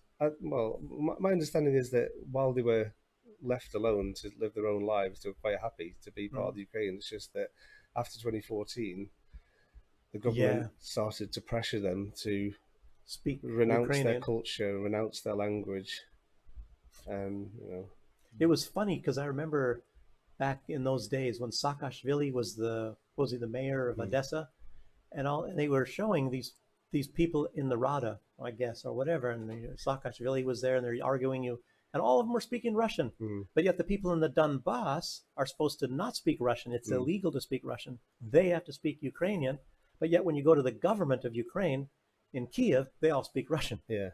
And my wife was saying, that's really funny. When I went to Kiev in the 90s, I only heard Russian. But I think you can think of a hypothetical comparison with Texas, because Texas used to be part of Mexico, but it was inhabited by English-speaking people, and you could imagine that could have remained part of Texas. And let's say the Texans were happy to be part of Texas as long as they were allowed to have their culture, have their language, and then suddenly an extreme nationalist government got in power in Mexico and said to the Texans, right, you can't speak English anymore. You have to speak Spanish, and pushing Spanish culture, and them saying, no, we're going to fight now. That's basically what's happened in the Ukraine. And then it would be like France or Britain, or it'd be like Russia going over and helping Mexico kill the Texans. Yeah, the United States is like, I don't know. Because I often wonder with the volunteers who've gone to fight for the Ukraine, do they understand all the nuances of the history of the situation? Yeah. Because I've studied it all my life, and I don't consider myself an expert, but there are serious, political issues, all sorts of issues that if you're going to poke your nose into someone else's business, if you're going to kill people, then you should know exactly why you're the doing background and exactly the history. And I was reading today they've got the first volunteer F-16 pilots from the West for an international legion to fly them. Oh, doesn't surprise me. Yeah. Well, it's similar to like one of these guys who's retired. Obviously now he's going to fight. He says, "Oh, I'm an ace in Iraq and all this." It's like, what, you bombed people that couldn't fight back. Yeah. Well, to be an ace, you have to shoot down 5 enemy planes and that hasn't happened for a long time. Yeah. No. I don't think there are many aces alive, even at the moment. Very difficult to shoot down 5 enemy planes in a dogfight nowadays. Yeah, I wonder if there's any Russian aces, but Yeah, There might be, yeah. Yeah, they might have shot a few planes Yeah. down themselves. yeah, or maybe there's some that are close. But Because that goes all the way back to the First World War. Mm. That's what made you an ace. Mm. yeah, I don't know. Just watching the world and all this stuff going on, and like Gaza and stuff, and everything's ready to explode down there. Mm. I don't know. It looks like Netanyahu is hell bent on really. I think what he wants is I think he thinks that he can get the United States to go bomb and kill a whole bunch of. Oh, It's not even Muslims because a lot of them are Christians. So Yeah, yeah. They just took out the guy that was supposed to be lead broker in the ceasefire and all that. Oh, He was yeah, just yeah. killed in I know, Iran, the wasn't he? hostages. Yeah, they killed him. Yeah. And the Political other leader. guy in Lebanon, was it the leader of Hamas? yeah, he was a commander of He was taken out, wasn't he, as well, the other day? Lebanon. Oh, you're talking about a. The guy in Lebanon was Hezbollah. Yeah. The guy in Iran was Hamas. No, there was another one I think from Hamas. Oh, another one was it? That I think it was yesterday. That's only in the last couple of days, isn't it? Last few Yeah, days. yesterday I think it was a different. Oh, Another. was there financer? Is that what he was? Something to do with finance? Oh yeah, he was. It was an economic advisor or something like that. Right. Yeah. So I'm not quite up to date with that, but I've heard something. So what exactly has Iran done in the past few days? Well, Nothing. what I heard today is the US has convinced them that it wasn't a missile. So it wasn't a missile on the attack on their thing. It was a bomb planted by two of their guys, right? Okay. And then they left the country. So it's supposed to be quite embarrassing for Iran. So- 'cause so- he so- was there for an inauguration sort of thing, Yeah. wasn't So the story is now is Mm. they won't retaliate that hard. It Okay. will be a little retaliation. Okay. That's it. So there you go. Because didn't they promise Iran to lift all the sanctions if they? If they didn't attack. Yeah. Well, I saw that, but I'm not sure if that's Yeah, I true. don't But think that's true. if they even said that, they're not going to do it, as you Yeah. know. yeah. Yeah. But I don't even think it's true. Yeah, so that's the latest thing is Yeah. they've convinced. Well, maybe it's a way for Iran to get out of actually not having Yeah, a big attack. So because they don't want a war, Yeah. You know what happens and, to the and oil and prices? the US doesn't want one either. Yeah. So You know, it's a Biden. Of course, he's not running anymore. But I don't know if it's going to have any implications for Kamala Harris being the VP. You know, if the oil prices start shooting up, if there was a war. Yeah. So I don't know. yeah, so that's the latest anyway. So there, Yeah. there might be a, like a little retaliation. Yeah. So, Haven't they done that before? Didn't they do like fire a load of missiles? Yeah. sort of- yeah. Well, they told them the drones are coming first, and then Okay. Yeah. but they got something out of that. They found out where all the air defense systems Yeah, were yeah, and all yeah. that sort of thing. So they got something out Well, of that's that. something that happens in the conflict in Ukraine, isn't it? They do test salvos to try and identify the locations of the air defense. Hmm. I mean, they send a bunch of wimpy Was that missiles you? and things. I could hear music. Yeah. Yeah. Yeah. It's my friend calling. It's just Okay. hang up. Sorry, I should turn that off. No, Yeah. it's fine. It's fine. It's fine. Okay. Okay. All right. Jason. Should we hit some news then? Yeah, sure. Well, if you guys want to, we're going to just run through some news. If Yeah. you want to hang out or Yeah, if you sure. want to go, it's up to you guys. Play some videos and We're things. just going to Yeah, play some go videos ahead. and make a comment on them. And Yeah, sure. Some but funny can videos. you move your chair just a bit this way? Yeah. Because you're sort of off. Yeah, that's better. You're sort of off the screen there. Is that better? Yeah. Yeah. Just half off there. Okay, cool. Yeah. So, what we normally do is Duke here does research for the week and get some videos and all that sort of thing. I Sure. put a few in, and then we just sort of discuss them, and that's it. Cool. So, you've got a screen in front of you, so you can see what's going on. Yeah. You can hear everything. So Yeah. we will start. So, Duke, number one. Yeah, well, as we all know, Zelensky likes to buy lots and lots of residences all over. He's been like that for years, you know. Nobody even knows how many businesses and houses and hotels and casinos and all that he has. He just bought that casino in Cyprus under his wife's name, I guess. She owns the company, and the company bought... 200 million plus. Yeah. And now, apparently, he bought this villa in, I guess it was in Tuscany. It's in Italy. That used to belong to Sting, you know, from the police. Yeah, and it's they don't know because it was undisclosed on how much, but they think it's like 75 million he bought that for. Beautiful, beautiful place, you know. And let's see, northern Italy, I think. Well, it's not that far north. It's kind of northwestern, but it's not far north. So San Tommaso, an Italian company um, that's owned by Zelensky. It's an Italian company owned by Zelensky, is actually the company that bought it. So that's what he's doing. He's using proxies to buy a lot of this stuff. I heard he's making something like $1 billion out of the recruitment. Wow. Yeah, he makes a lot of money from that stuff too. He's making money hand over fist from lots and lots of things. Everything I think that goes on in Ukraine, he's getting money. They even I'll even show in a little bit.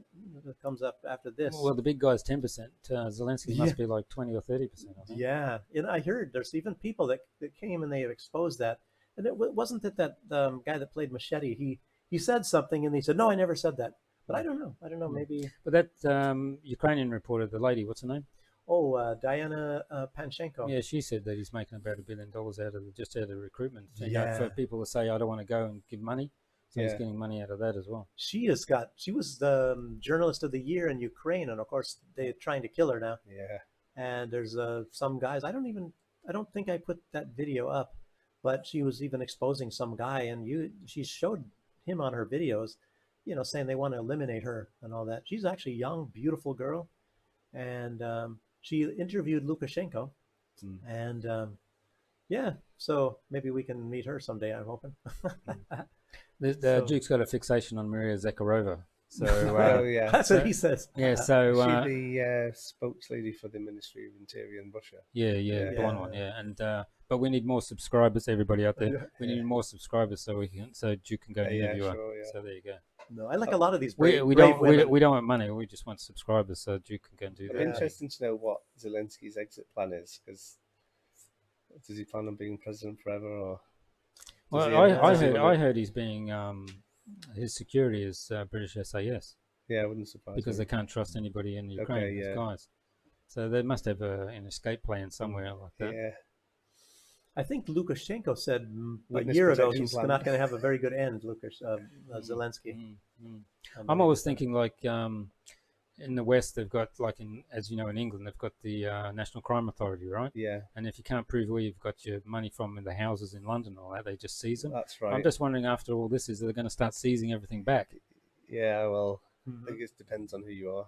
Well, I was thinking about Zelensky because Yeah, he's got one in Baker Street, another one in London. He's got Charles's old house he grew up in, and the kids grew up in. He's got a few properties.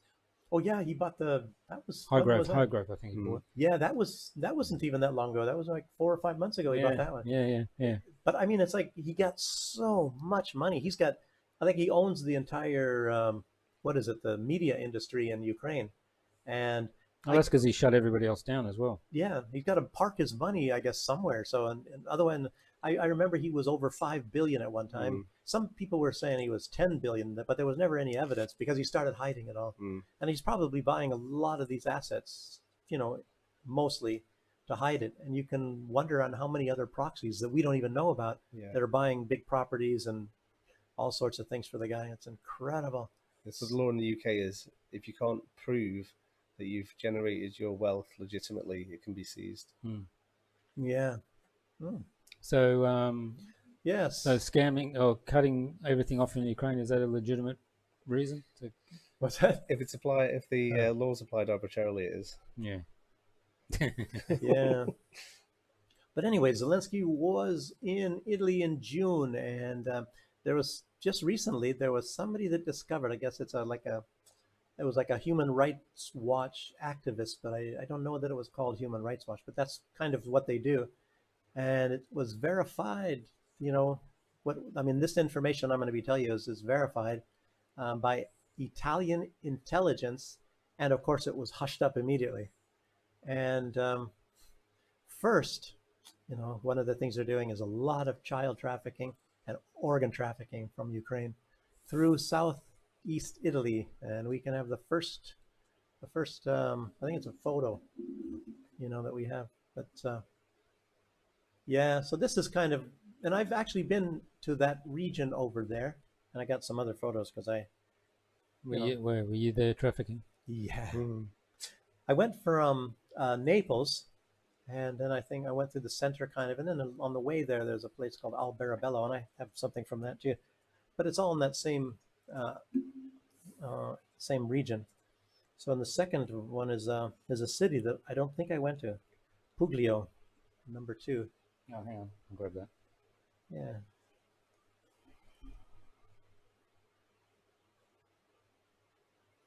So, but it's a lot of beautiful things in that whole area. You know. Wow. Yeah, and you never see this. You know, you hear like some other parts in northern Italy and on the coast and all that, but you never hear about these places like this here. And then in the next photo, I had heard about this place, and I went to see these houses. So they're like Smurf houses. It's on number 3. Smurf. Yeah, Like the guy at the Olympics? Olympics. The blue guy, Smurf. Oh, Oh yeah, is that their mascot or something? no, there was a mockery of the Last Supper where they had. Oh, that guy. Yeah. But this one, look at these houses. There's a lot of these around. They're called Trulli, and this town is called Albarabello. In case you want to go there, you know, and people will invite you into the house, and you can look in there. A lot of people going to Italy now buying those $1 or €1 houses, eh? And then €1 houses. Yeah, you can buy one house in these villages because they want to keep the villages going. So you buy it, and then you can upgrade it and all that sort of thing. Yeah, Wow. yeah. You have to keep it for 5 years. So people upgrade them and they're living there now. You know, I love they Italy. put in great internet. So if you're a remote worker, they're perfect. You just get one for €1 and off you go. Get a second home, maybe. Yeah. I I can think go there in the Lukashenko's wintertime. starting something similar. Not obviously €1, but something cheap houses in the villages to try and keep them going. I think he's I would about to imagine start he that. should. Yeah, there was. I remember seeing like property for $500 in Belarus, but those were they needed like you couldn't live in them. It's damaged roofs. And then I saw Yeah, one. but for $500 you can spend. Then you've got enough money Yeah. to do them up. And then I saw a good sized piece of land in small villages for $1,000. I mean, we're talking. You can. It's not like acres, but it's Yeah, I don't. maybe a quarter of an acre. Yeah, they should do what they do in Russia. They, like you buy a whole village and then do it up, and then just A village. all the people come in from like Germany or England, and the whole village is just like that. So Wow. they're doing that in Russia at the moment. So do they still have a tradition here where people will commonly have like a summer house or just outside the city? Dacha, yeah. A lot of people. So on Friday afternoon, you just see heaps of cars leaving Minsk. Right, yeah. And then, They're going to their dachas. for the weekend. Yeah. So you guys saw that with the organs trade and the child trafficking, and a lot of it comes into that. Oh no, wait a minute. Oh yeah. Okay, yeah. Too close? No, that's Back okay. again.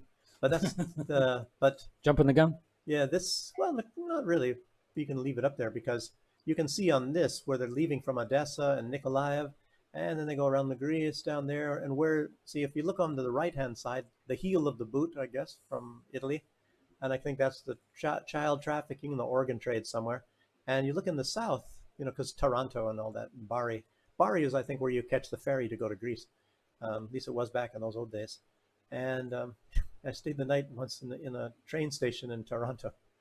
But these other places down below, I never went that far south myself, but that's where the weapons go in. And it goes a lot of it into Sicily and the mafia. It's incredible. So that's where... So just so you see that on the map, where the child trafficking and the organs are going, and then that part of Italy, and the weapons are going to those other lower parts. And the next illustration is, that's very telling. And I guess they have a chain. It's like a chain. I don't call it a chain of custody. I guess you call it a map of the chain of corruption, where these products are, who's handed, where it comes from and all that. So they have it started at Zelensky here, and I guess maybe he's not touching any of these products, of course, but it's a lot of these weapons and things coming in, and maybe, who knows who's the ones that are trafficking the children. But anyway, these are the people, that it goes through from Ukraine. And I don't know, Melnik and Kovalenko, I think he is that's the Naples consul where that goes there. And then it starts coming back, and you see where the money ends up on its way back. First it goes, through the Italian mafia there and all that. And like I said, you can see that this is an Italian thing, and they found out, somebody infiltrated it, and they did some research for many months and followed the money. And that's how it's going. and then it apparently goes directly to Zelensky, for the child trafficking, the organs, and all the weapons. So that's no wonder he can buy all these houses and things like that. And he's becoming a very, very big multi-billionaire. But obviously, there's probably some other people where it branches off, and they might get altogether more than Zelensky. But he's You guys heard of this? Huh? No, never heard of this. really, yeah. No. That's that's what's interesting, because we get this stuff here. And I do try to follow what's happening in the conflict, but I've never heard this. So where's the evidence for this? Well, there's I suppose these guys have not only witnesses, but there is, it's written in Ukrainian or something. They have documentation. There's that other guy, he's an American. He used to be in law enforcement, and he was a Marine, and he lives in Moscow. And he's even had people on, drug dealers and stuff from Ukraine, and there's, them telling him, about the drugs and where they're making them and all this sort of thing. And I think even the child trafficking, but that's even well known, the child trafficking, and they have a lot of people that are coming forward. I mean, we're talking hundreds of people coming and talking about all this, and then they apparently have these women down in the underneath some place, and women have come and said that they were there, and they're like, they give birth to people, and then they traffic these child or for their organs and all kinds of stuff. Come to think of it, I have seen a video posted by an Arab of some description where he had all the ID cards of the young girls he was trafficking, and he had a few of them basically tied up and kneeling, and he was talking about how much he could get for all of them. So it's definitely happening in that respect, but I haven't heard about the organ stuff. Yeah, well, trafficking's more money than drugs. Yeah. Because well, if you think about it, you take drugs and that's it once, but at least the trafficking, you can resell the person. Going back to Crimea, the reason it was happening was because the guys in that Arabic area wanted white sex slaves. Wow. So they're the same people there, and they still have the same demand. So supply and demand. They had that, I remember, and I saw some documentary as well in Israel, and they have like these sex houses in Israel, and these women are basically kidnapped, and I think they were a lot of them from Eastern Europe, Poland, and all that. This was many, many, many years ago, and they were going to get raided or something, maybe by the Israeli government. I have no idea. So they had like put them behind a wall, and and I think they found them, and then so they broke open the wall, and there's all these women behind there. Yeah, I've heard those stories. Yeah, and they're forced into sex and stuff. I mean, there's a lot of this stuff. I mean, and the stuff that's going on with children, that's the worst thing. You see what's going on in Israel, and I mean Gaza and all these places, and I think Lukashenko just said the other day, I think somebody was asking about LGBT and all that sort of stuff. He was saying stuff like, if you're an adult, you can make your decisions, and you do what you want to do. That's your business. But leave the children out of it. Don't do this with children. Yeah, well, it's illegal to do any propaganda here or promotion, like Pride Week and all those sort of things, or flags. I didn't mention that. I was I was in Gatwick, and I had a spare day, so I went down to Brighton. I unexpectedly ran into the Pride event, and I used the opportunity to look at the floats to see, because they're explaining their agenda, basically, but they're exposing their agenda. And one of the things that was quite clear was the education, and they want to promote this ideology through the education. And obviously you see all the companies that were on board, like BMW, and had all the rainbow cars, and so education is, they want to promote their lifestyle to children in schools, and a lot of teachers are on board with this, and they're openly celebrating this in the parade. Yeah, a lot of that. Yeah, I don't understand why they're promoting it so much when it's only a very, very, very small amount of the population. Well, eh? I think it's It's to it's like destroy the family well, unit. that's one thing, yeah. But it's like a cult, isn't it? So they want to expand the cult. They want more members. Yeah, you hear a lot of crazy stuff, and it's like you can't even believe it. I heard that a lot of that stuff from that film Sound of Freedom. Somebody was saying that a lot of that is actually not that's not true. So that some of that was fake. That's what some people say. I don't know. So I don't know, but that was a lot of child sex trafficking, I think, in that movie. But obviously, everybody knows it's happening. I'm not talking about because of what's his name. What's his name? The guy with the island. Epstein. Epstein. I was going to say Weinstein. Weinstein Yeah, was just sexing up all the women in Hollywood. Yeah. But Director's couch. For him. Weinstein got off. yeah, I think I saw something. Did he really? Yeah, didn't know that. They went to the Supreme Court and he got off because essentially he was just like railroaded as well because of that time. It was like everybody was going on, so he didn't get a fair trial. So he got off of everything. Well, this is all old stuff. It wasn't something that's recent, huh? I was thinking 4 months ago, 5 months ago. I mean, when he was supposed to have been sexing up women or something. Well, that's always been in Hollywood, hasn't it? I don't understand why the issue there is. That's just always been like that.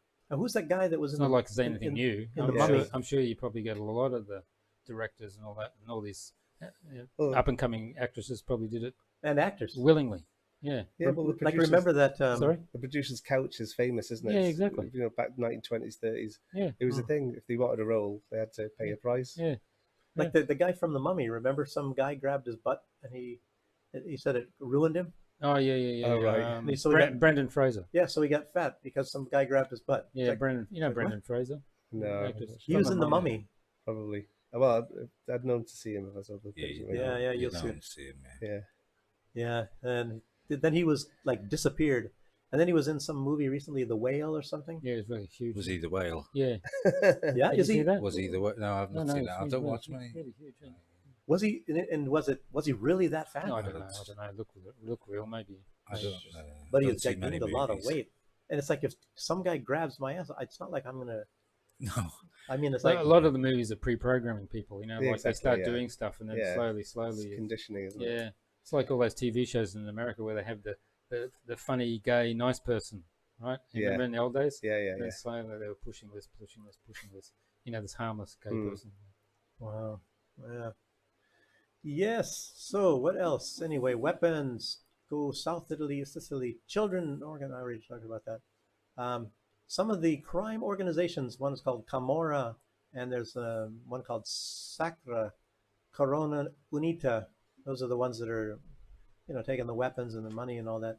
And the Consul General in Naples, I already said that, is an intermediary closing the deals with child trafficking and organs. I don't know about the weapons, but Naples is the one, probably because it's up a little bit further north. Information states that activists from Fondazione Lotta alla Repressione got much of that evidence. And yeah, so anyway, then we showed that other video already. Yeah, but go back to sleep. Go back to sleep, everybody. You're not seeing this. It's like that's weird because you're going to forget this stuff. Most everybody that even hears this, you hear some stuff, and it's like, well, you don't hear it again, so it must not be true. So the mainstream media is not going to be talking about it, and the vlogs. People can't keep on bringing it up, and so everybody forgets about it. Maybe in 3 or 4 months' time from now. And so you have to have like a memory and just, remember back then when so-and-so did this? Oh, gosh. People just forget things really quickly. Yeah, well, like the pandemic and everything. Yeah, they just, maybe that's on purpose because they're embarrassed. Many of them. Because they complied and that's just all bullshit. Yeah, but it's like... Oh, no, it's wonderful. We're on YouTube. It's wonderful. Yeah. Get several vaccine, please. Stay effective. We love it. Lots of them. We love them. I'll have one when Get there is one. free. Yeah. Yeah, we've got some in the cupboard. We give them out to everybody on the show. We put some in your drink there. Yeah. Yes, but I think it's like a paradigm though. What it is, it's like they're experts at creating paradigms in our mind, and then we believe something that's true. It's just the same thing as these ideologies like the LGBT or Nazism, or you know, the same Nazism that's in Israel. And it's like you see these people, you see like beautiful, really beautiful young girls, and they talk about wanting to kill Palestinians and stuff. It's like, what the heck, you know? And killing Russians, and you know, I think I might have put that movie in, but it's a propaganda movie. We'll see when we get up there. I don't know if I did though, but it's how they're propagandizing, you know, children and you know, teaching them to say kill the Russians in Ukraine, just little kids and things like yeah, that. but we've seen a few of those, you know, where they're just in a classroom and they're all doing Zig Heil and all sorts of things. Really? Yeah. Wow. Yeah, and their books for school and that have changed. You know, like you're saying, no joke. Like they dug the Black Sea out with their hands. First Europeans or Ukrainians now. Yeah, all sorts of things, and then also now all this Nazi ideology inside the schools, just teaching them really young, almost like the Hitler Youth. What were we talking about today? George Orwell, and he said, Yeah, he who controls the present controls the past. the past, and he who controls That's the past good, yeah. controls the future. Yeah. That's interesting. George Orwell. Yeah, he controls the present, controls the past. That's absolutely true. And he who controls Basically, the past controls the He future. who controls the present tells lies about the past to create a different future. Yeah. Make it better for themselves. Exactly. Yeah. I guess that's what that means. Yeah, I don't know if you've seen the polls in Western Europe. As time's gone on, the Soviet Union's done less and less in the World War II, and the Americans really won more and more and more and more. But And even on Hiroshima, when was that, on the 6th, yesterday, right? The Japanese Prime Minister went there. He didn't mention the US at all. Right? And at the end of it, he said, now Russia's threatening us with nuclear weapons. It's just like you hinting that you were nuked by the Russians. Oh, I got a good video with Ursula von der Leyen basically saying, we'll play that in a little bit. She's saying that Russia dropped the bomb on Hiroshima. So yeah, but I'm sure like in 10 more years, you go to the West and they'll think Russia did everything. No, America won the war with everybody else, and then that was it. Well, they only came in when it was that's what we're taught anyway. viable, didn't they? Yeah, exactly. As always, we're taught that in America anyway, that we are the ones, and that they couldn't have done it, and we are the ones that won the war for the West. You know, we came in and then we got rid of them. They came out economically better off, wasn't it? Nobody bombed them. Well, that's because everybody had to buy the weapons off them. The Lend-Lease.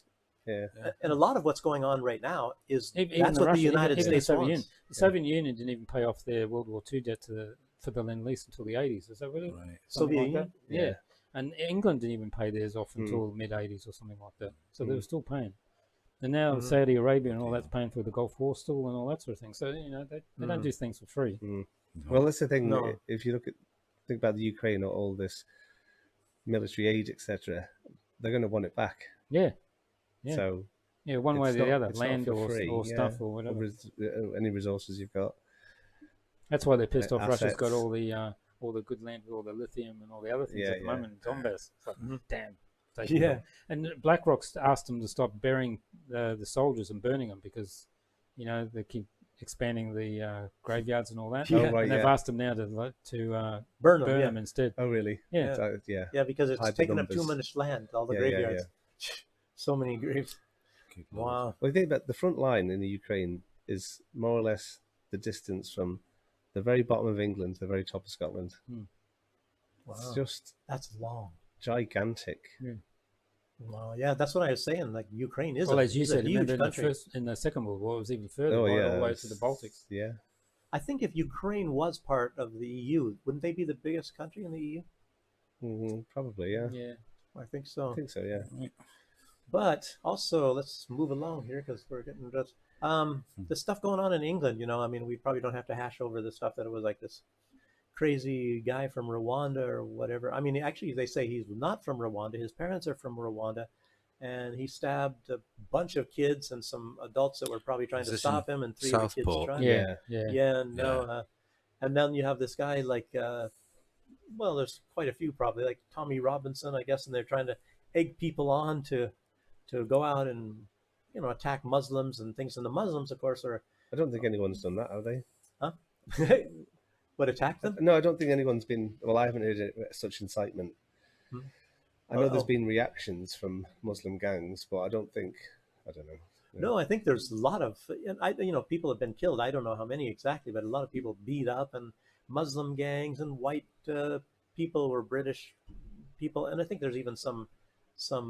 I've seen videos from Birmingham where the Muslim gangs are beating up and stabbing locals, white locals. Yeah, well, if you think about it, in the 17th century, there was a huge plantation, as it's known, of Protestants into Ulster, and we've seen the terrible consequences of that through the Troubles. And they were all white people and all Christians. The UK government has done the same thing, but with totally different people, with totally different religions, and you're going to have the same result. Yeah, it's amazing that they can do this stuff to us. They can steer us around, like point us in any direction they want. You see the videos yesterday with if you supported these protests on Facebook, they're coming around and arresting you. Yeah, I think we have a video like that too. Yeah, protests that want to stop people murdering children. Yeah. But this Tommy Robinson, they say he's sex gangs. Yeah, he's a guy who apparently works for the Mossad, and he's egging on these protests. And then it's what's really strange is a lot of people say Soros is a Jew. They don't like Soros and say he's a Jew, but he's actually not a Jew, and he says he's not a Jew. He says he's an atheist, and he turned in Jews in World War II, and I think a lot of the Jews, they don't like George Soros because he was doing that, so they don't like him. But a lot of people that are maybe not white supremacists, but a lot of people are thinking that he has got the Jewish agenda, the Zionist kind of agenda, or something like that. I don't really know, but like this Tommy Robinson guy, he's like, it's sort of like I don't know if you see this what is it called, open society, and they're trying to move all these people around, but I think I don't think they really do. I'm not sure if they want this violence or not, because in Germany, and most of the time it never gets violent. But it's like what's going on now. I think you had the flames are fanned by like Israel, because they want the United States to hate Muslims or anybody from the Middle East, and to enter into a war and start bombing all these countries. That's just one of my theories. Well, Tommy Robinson has been very open about his affinity for Israel and his connections there. Yeah. He's openly posted that he's gone there many times to receive money. He even has a T-shirt that says Mossad on there. Well, and he's worn badges that say, "I am a Zionist." So it's not secret. It's quite, it has been, if you look, it's there, the connection. Yeah, a lot of people don't look. I just was seeing this, and people were pointing it out to me. And, I think Dave is the first one to mention this Tommy Robinson. I didn't know who this guy was. And I thought, well, just some name. But anyway, it's kind of interesting. Have you heard of Nick Griffin, head leader of the BNP? Yeah. He has an interesting story when he says certain people approached him with the Tommy Robinson offer. Basically, they wanted him to be Tommy Robinson. But he said, I'm pretty sure they offered him a lot of money and protection or whatever. And on principle, he turned them down. Wow. But then they offered Tommy Robinson the same deal, and he took it. That's interesting stuff. But it's like, to me, it's like, I don't know, it's like somebody is getting off on watching people kill themselves like this. Yeah. And there's actually no need. And it's not, and if you look, for example, yes, that whatever he is, if he's 17 or 30, killing those kids or something. 17 at the time, just before his 18th birthday. Yeah, but anyway, that guy definitely, and I'm sure that even a lot of these Muslims are pissed off at this guy. They would do, they want him prosecuted as well. Well, I think everyone wants to know the motive, don't they? Yeah, because it's such a mind-boggling crime to get a taxi there, to deliberately go to a place that he had to know where he was going because it was off the beaten track, and he went in there and killed multiple times. What is your motive? I think everyone wants to know that, just for a bit of peace of mind. Yeah, but then these people blaming these Muslims and then going after them, and now the Muslims are trying to fight back. So it's like somebody successfully got them to be. How do you go and stab kids? Exactly. I mean, it's obviously mental illness, but what's going on? What's driven? And the other crazy thing is him being in the Doctor Who advert, him being a child actor, and also the Crooks guy being in the BlackRock advert. Yeah. What are the odds? Yeah. Yeah, I used to work in a prison as well. I was in the military as well, in a couple of different types of units and all that. But I worked in a prison. It was like the sex offenders and things. And there, I tell you what, there's some really horrendous crimes. I think I mentioned it on the show already before. And there's a guy that the guards, and he goes and eats, and he goes right back to his cell. And I don't know, like he doesn't even throw his garbage out, and it's really stinky in there because his cigarettes. And there's another guy just like him, and they're right next to each other. And I go in there, and some of the inmates tell me that that's Chai and Mo. You know, that one's Chai and that one's Mo, child molester. They call them chomos in America. Yeah, well, they call them Chai. Their name is Chai and Mo. That's what they named the inmates. Sure, and it's a sexual offenders unit. Oh, right, and all of them are sexual offenders of some sorts. And there's some crazy things I could tell you about what some of these guys did. In Australia, they call them rock spiders. Really? But this one guy in the UK in prison. Nonsense. Yeah, nonce. We heard that word. Yeah. But we had a sergeant come in.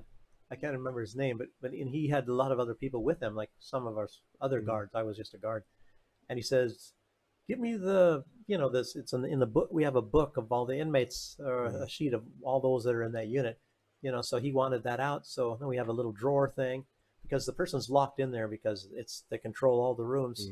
So anyway, it's got to have everything closed, and then I don't know anyway. But so anyway, we got this this thing, and then he found this guy, said that's him right there, and he was showing all the guards, and he said, if you ever see this guy getting in a fight with anybody, take your time breaking it up. Because, he knew that all the inmates don't like the guy either because of the horrendous crime that he did. And if I tell you the crime, you can't even believe that somebody would do that. But he, I told Dave already once, but it's like he raped his 2-month-old daughter to death. Wow. Can you imagine somebody doing that? And the guy was like 17 years old, And the other one, I don't know what the other one did, Mo. I think I don't know which was Chai and which was Mo. But some real terrible crimes, and I can tell you some other ones too. Anyway, on to more happier news. What's next? Yeah. Okay, next. Okay, we have this video, number 6, of Orban, and we played it already once before, but it's always worth watching this.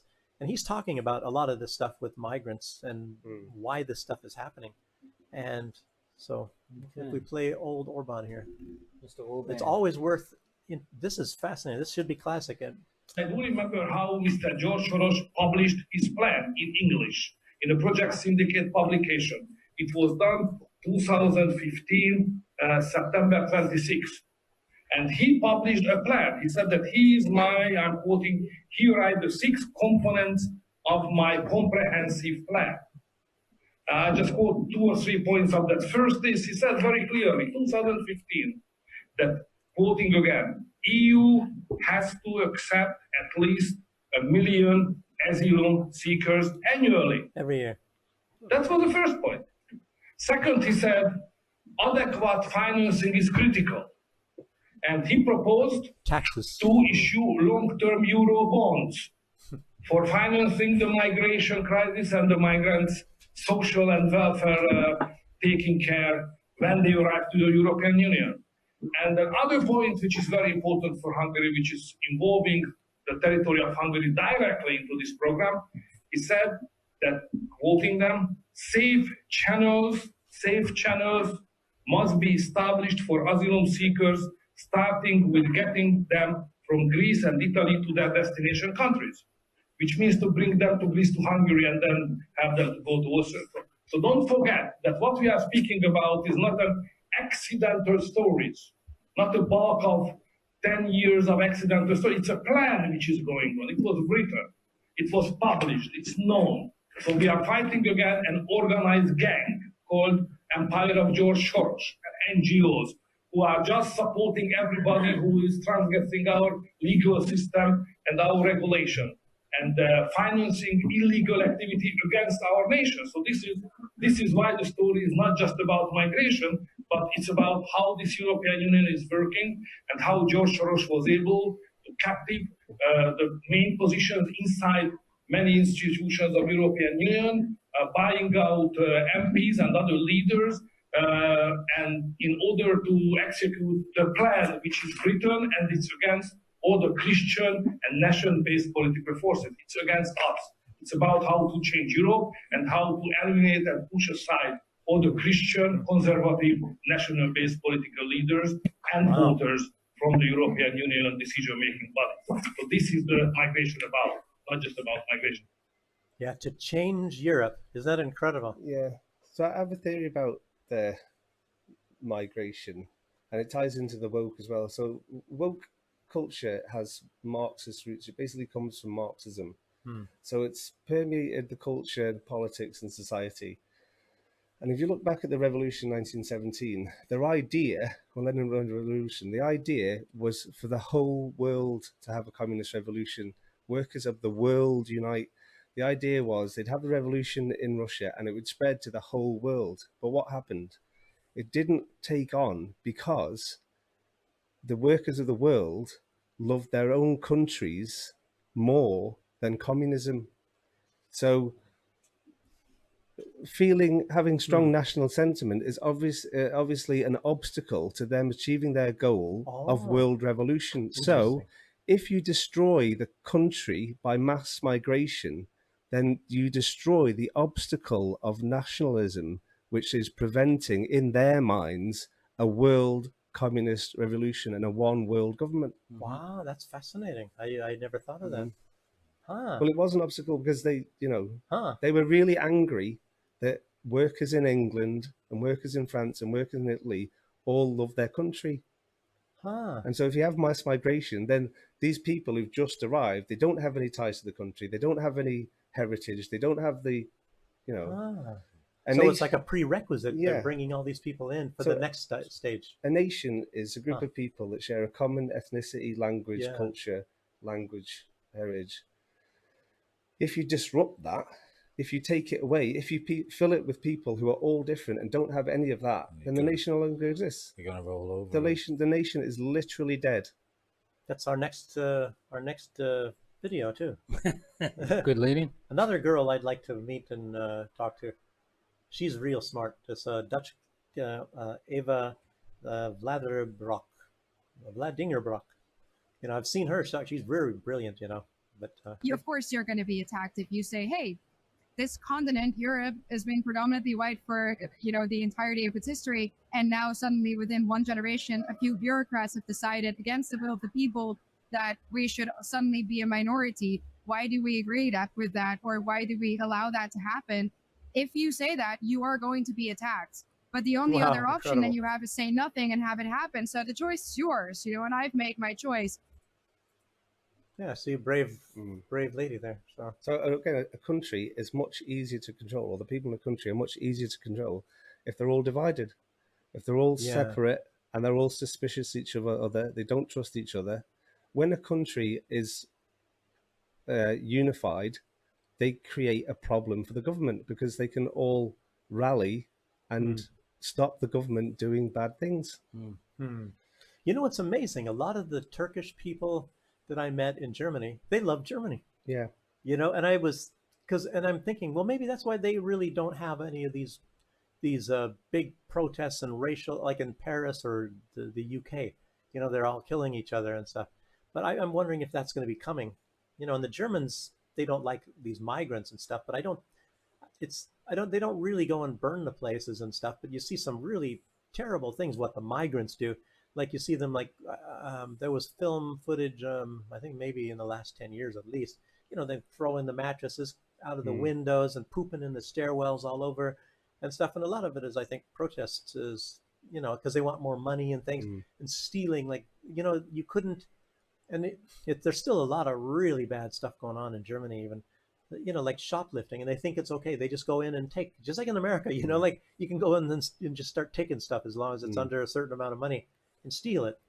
And then they started having these vigilantes in a lot of places. In Eastern Germany, where when a migrant is doing that, they try to block him, at a certain point, and then somebody is calling these vigilante guys.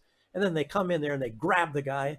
These big guys, and they take what he's trying to take and they put it down and they take him outside and, bam, bam, bam. And it's, of course, not legal. They're not allowed to do that. And then I'm hearing from other people that are from Germany and all. And then there's even, it might be even mentioned on YouTube. I know that there's some on social media and I don't know where.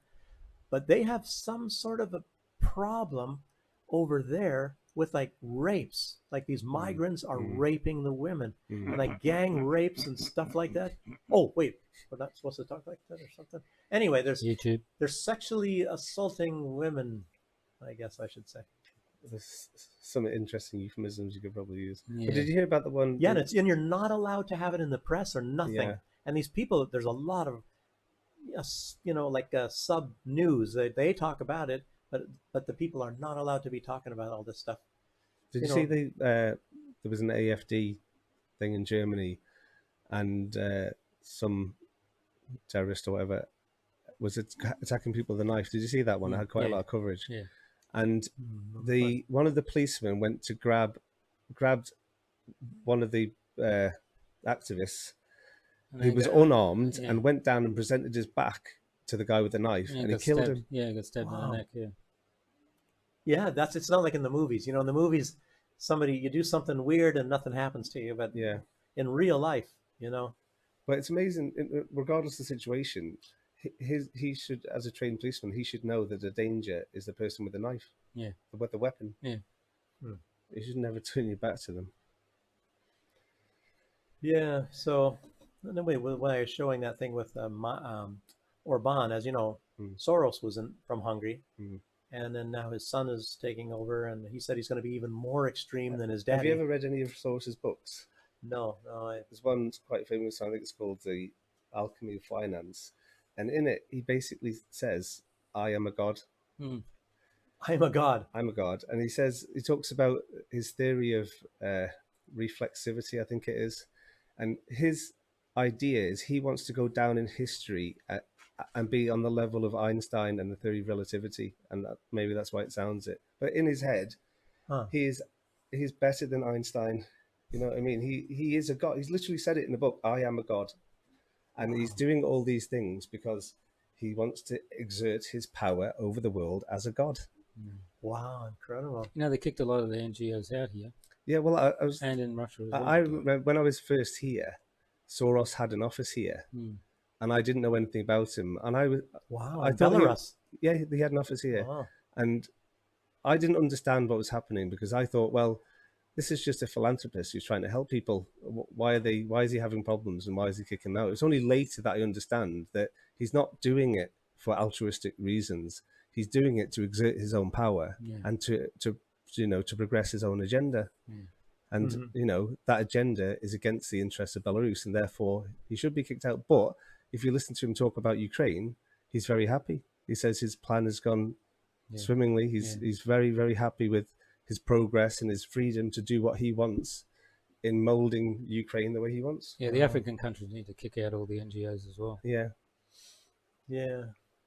Well, NGOs are just a way of exerting political power. Yeah, well, that's why they're upset in Georgia with that new law, where they've got where they've got to report where their money's coming from. Yeah, so that my understanding is that isn't to ban them; it's just so they registered. So they same law in America, same law that's going into. So I don't understand EU. why you protest that. Yeah, well, that's because exactly. Well, that's because then the US and the EU then can't control it, can't interfere. Yeah.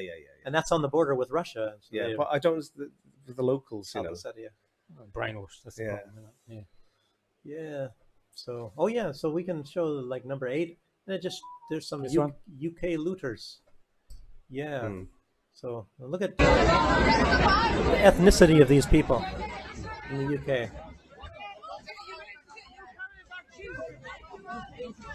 Which I've never seen like this. All the looting in America and everywhere, you see they're normally black people or something, but these are all white people. Most all of them. They're going in and looting these shops. Is that a bookshop? I don't know what it is. They're just doing some kind of looting. No, I know they went into Greg's and took food out of Greg's and places like that. That's something strange. At least they might educate themselves, though, if they rob books. No, I don't think so. No, I think they burnt down the library. Rob the Bible, Yes. learn that the stealing's bad.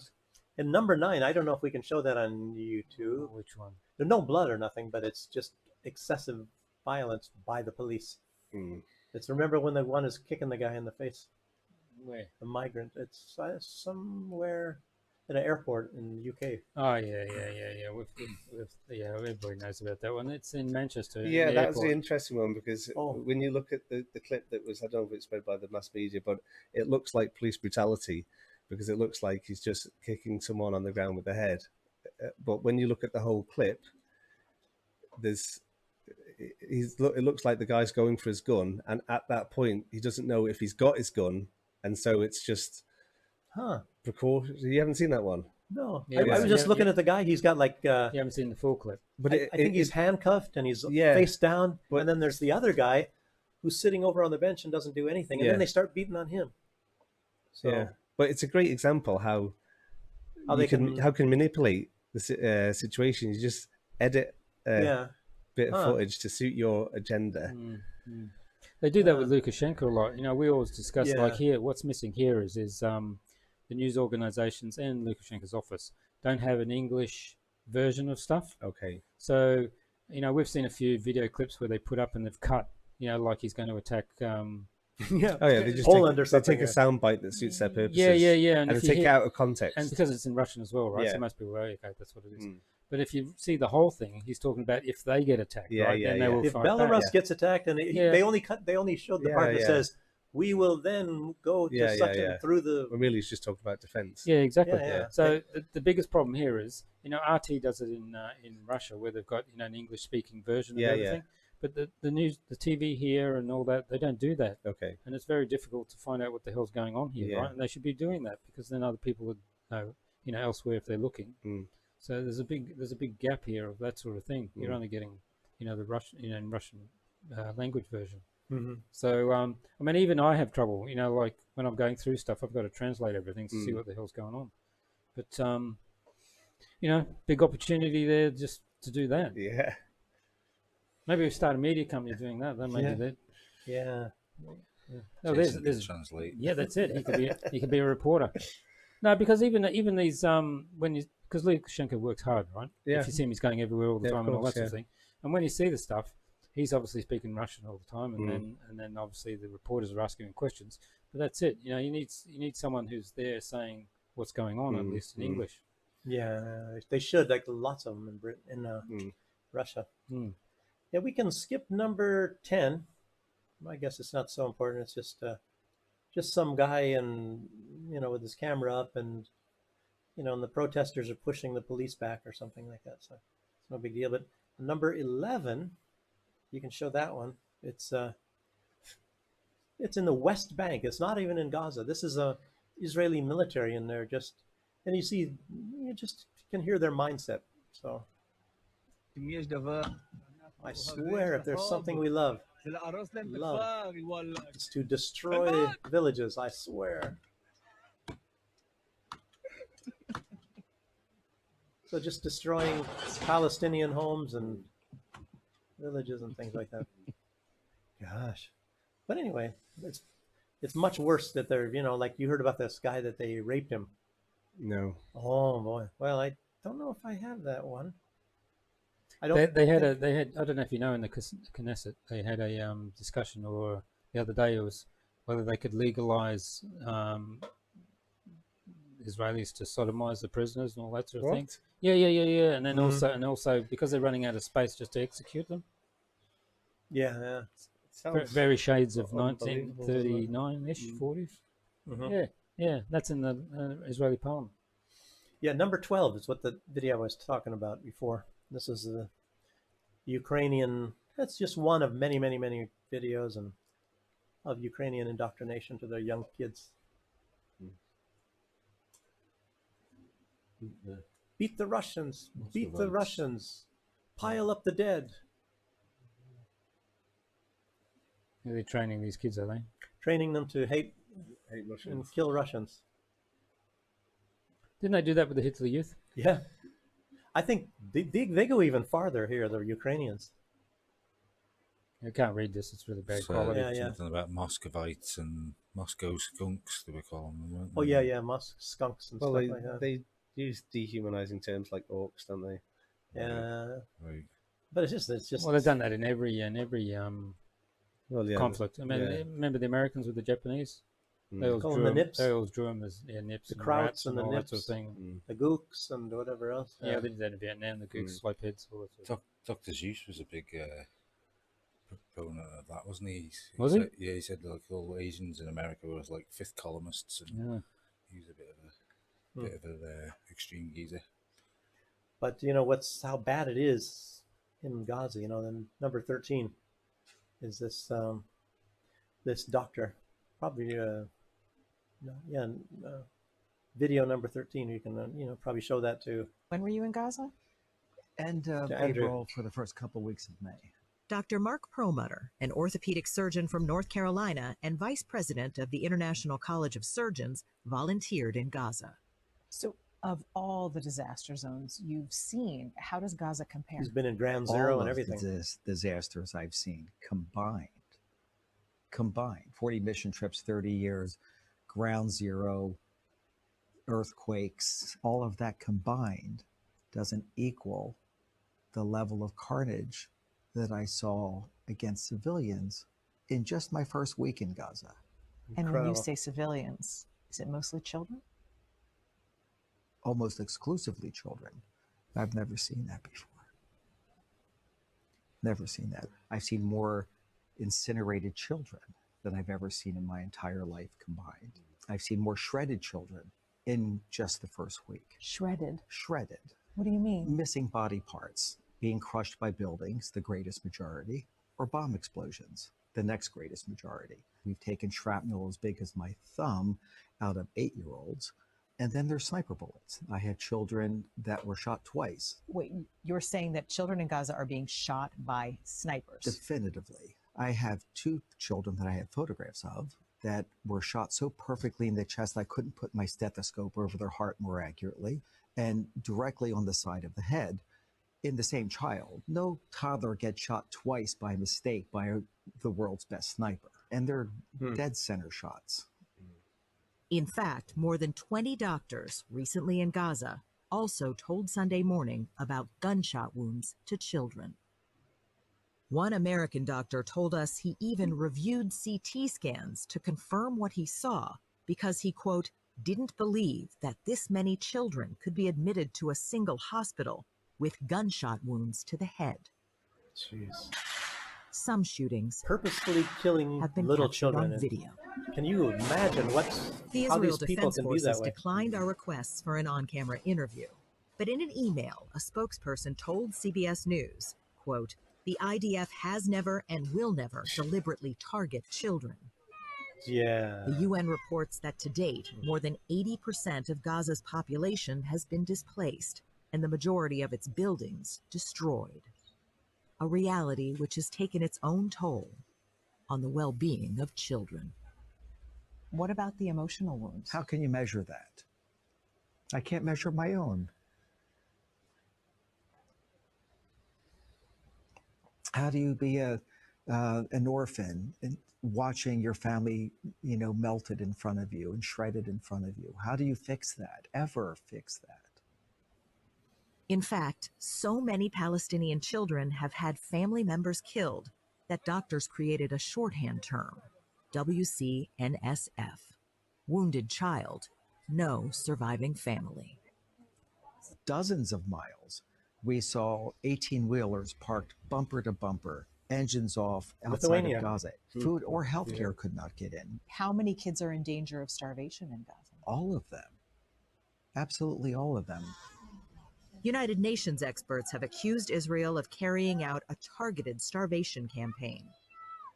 Injured children continue to trickle into the United States. Last weekend, we were there when a 13-year-old girl, Jenna Yassin, arrived in Los Angeles. Despite the warm welcome, these kids are only scheduled to stay until their treatment is complete. It's unbelievable. As for Jude Damo, Wow. All right. Wow. he's regained his ability to walk, You want to go in the stroller? Okay. Yeah. Let's go. You want to go in here? but still has months of medical treatments ahead of him.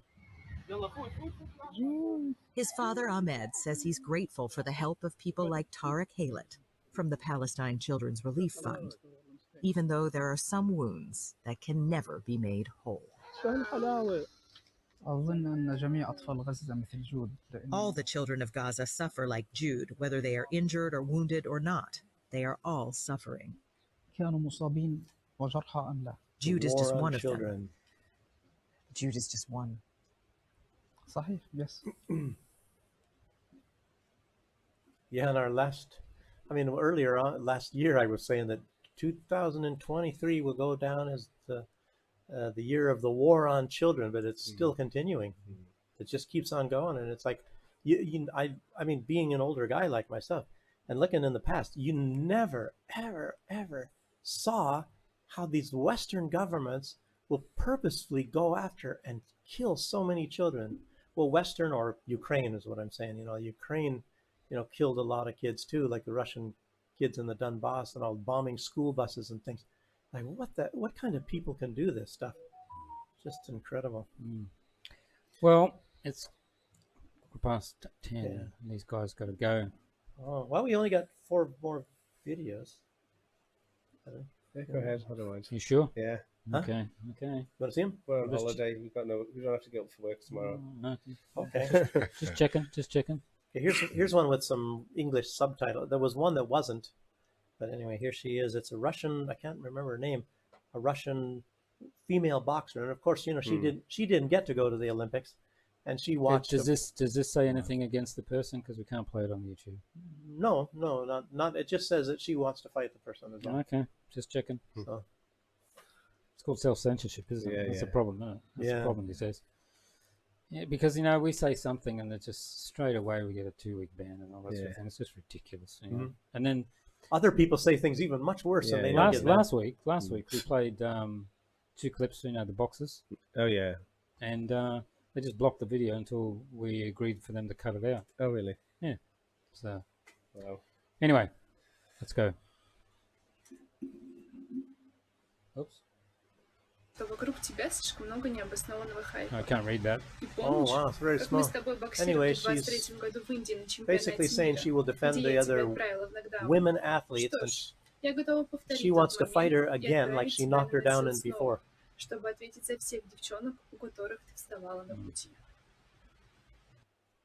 Yeah, she fought that man, biological man, before. No, it's a woman. Yeah. Was that the Algerian or the Taiwanese? Yeah, the Algerian. Okay. And I guess she knocked her down. And I don't know, but apparently she won. Maybe that was in some other, not an Olympics, but a championship match or something. And she says, yeah, she wants to fight her again. And Good for her. Yeah. Good looking girl there too. Yeah. So that's one. And what else do we have here? Oh yes, I really hate that we have to decide what we can play and all that sort of thing. It's just getting ridiculous now, That's why we're not going to do it tonight. We've got a section saying that you don't see that in Belarus. Oh right, yeah. And then we play these other things you don't see in Belarus. What's happening on the streets and all that sort of thing. But when we do that, we close down the YouTube. It's just and just play it on Rumble. Yeah. Or some of the other streams or something where it's allowed. Yeah, this one I think. So far it's allowed. Yeah. How long before that changes? I think this one would be allowed. Number 15. I'm pretty sure that this cat must be a Russian cat, but I think they speak in English to the people there watching this television thing on the Olympics. But watch what this cat does. There's 2 of the same cat, 2 videos. It's incredible.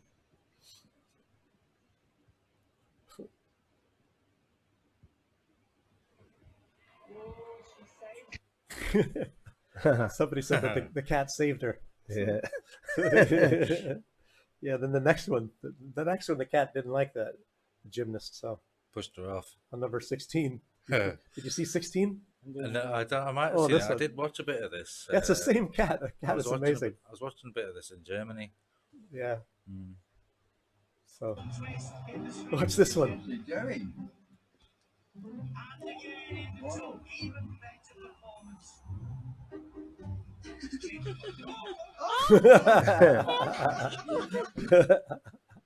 Very good. Yeah. I like cats. Anyway, funny sometimes. Yeah, but I guess we can't. I don't know. We probably can't play the Naked Museum, can we? No, there's a thing in Germany now where you can get naked and go and do museum tours. Oh, what? Yeah. So they got to TV reporter. I don't know, but who knows if we can play it on YouTube. So, well, let's try. Let's see. We can always cut it out. Yeah, I don't think they show the private parts in the front, just bare asses or something. Could you two see yourself going to a museum, taking your clothes off, and then doing a tour? Not really, no. Depends on the museum. Yeah. It's a strange thing people do, eh? I just don't fucking... Anyway. Okay, so here we go. Oh, God. There's a guy with hair like me. Yeah, that probably is you. Yeah, it was. That's how I knew about this film. Dieses Thema reizt mich und ich wollte die Ausstellung sowieso sehen. Und dann habe ich gehört, dass es diese nackte Führung gibt und dann, ich bin selber gerne nackt und dann bietet sich das ja an. Dass wir das entdeckt haben, dass es das gab und da haben wir uns mal auf den Weg gemacht. Wollten uns mal das anschauen, was hier so gesammelt wurde. Jeez. Is it kind of but they sound like they're normal people and they just wanted to... But I went once in Germany to a transvestite show. You know? Dressed up? Yeah, naked. No, I didn't dress up, but they... Naked? yeah. No, but it's like Madame Lothar in Bremen. And, everybody clapping and stuff. I didn't turn me on so much. But they had other transvestites there too, not just Madame Lothar. It's crazy stuff anyway. And what is 18? Let's see. Home Olympics, I think. Can't remember what that video was about. It's me going, ooh, I don't know about this one. I can't remember what it was about. Yeah, no, forget it. Can't play it, huh? No. Sorry, everybody. Oh, okay. We're self-censoring because of YouTube. Well, 19 you can play. This is what you say when you go. People go into those. We'll show you two afterwards. Okay, right? Yeah.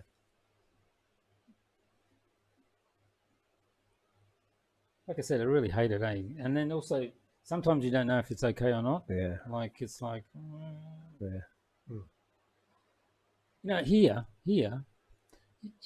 you can talk about anything, you can show anything, that's not a problem. In the West now, it's just really, really difficult. I think I remember you saying something about feeling free in Belarus. Yeah. And when I lived here, I felt freer than I have at any other point in my life. Yeah. Yeah. It's weird, isn't it? Because they talk about freedom and liberty and stuff over there, and then you can't do this, you can't do that, you know, all that kind of stuff. And then it was like, to me, it's like, I'm looking like lately when this stuff with the pandemic came, and I'm starting to think, it's like, well, where's there more freedom? Over there, they lock you inside and make you wear a mask and stick a needle in your arm and all that, and then you come over here, they don't make you do that, but yet he's some kind of a like I was saying, tyranny dictator. Yeah, but like I was saying at lunchtime, one of the health department guys here put in masks mandates, and then Lukashenko found out a week, and he went off his nut about it, and it was gone straight away. Was this the one when they did it in Brest, I think? No, they did it all over Belarus. They just mandated it everywhere, and then he found out and just went off his nut. When I was still over in the West, I remember seeing something, and somebody was playing. I mean, it was on the Russian, I think, live. What do they call that? Anyway, it's some Russian vlog or something, and it's kind of like a Facebook thing, but it's Russian. Yeah, VK. You probably know what. VK. Contact you. Yeah. It's, no, it's a.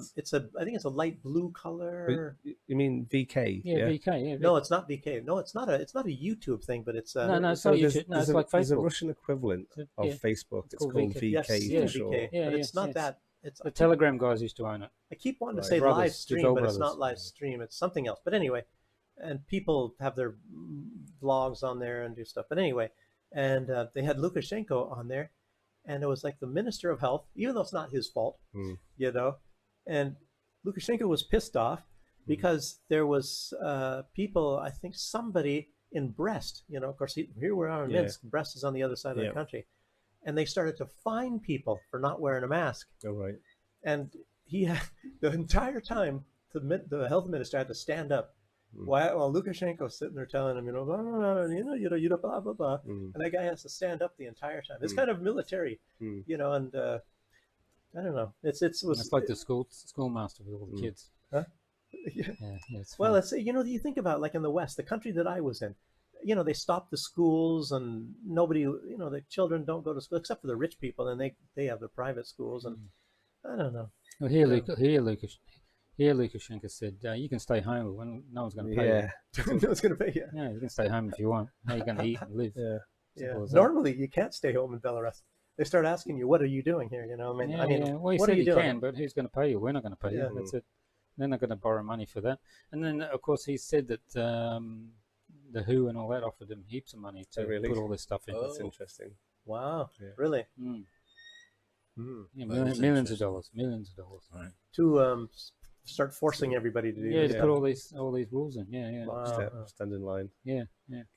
Okay, so let's see what happened in the UK. This is what we were discussing before, where at lunchtime, where we said someone made a comment on Facebook supporting the protests of killing to stop killing kids. Yeah. Okay, so this is what this is. Okay, so what do you mean I can't have any alcohol? Okay, well I'll tell you. Okay, the time's 20 to 3, 14:40.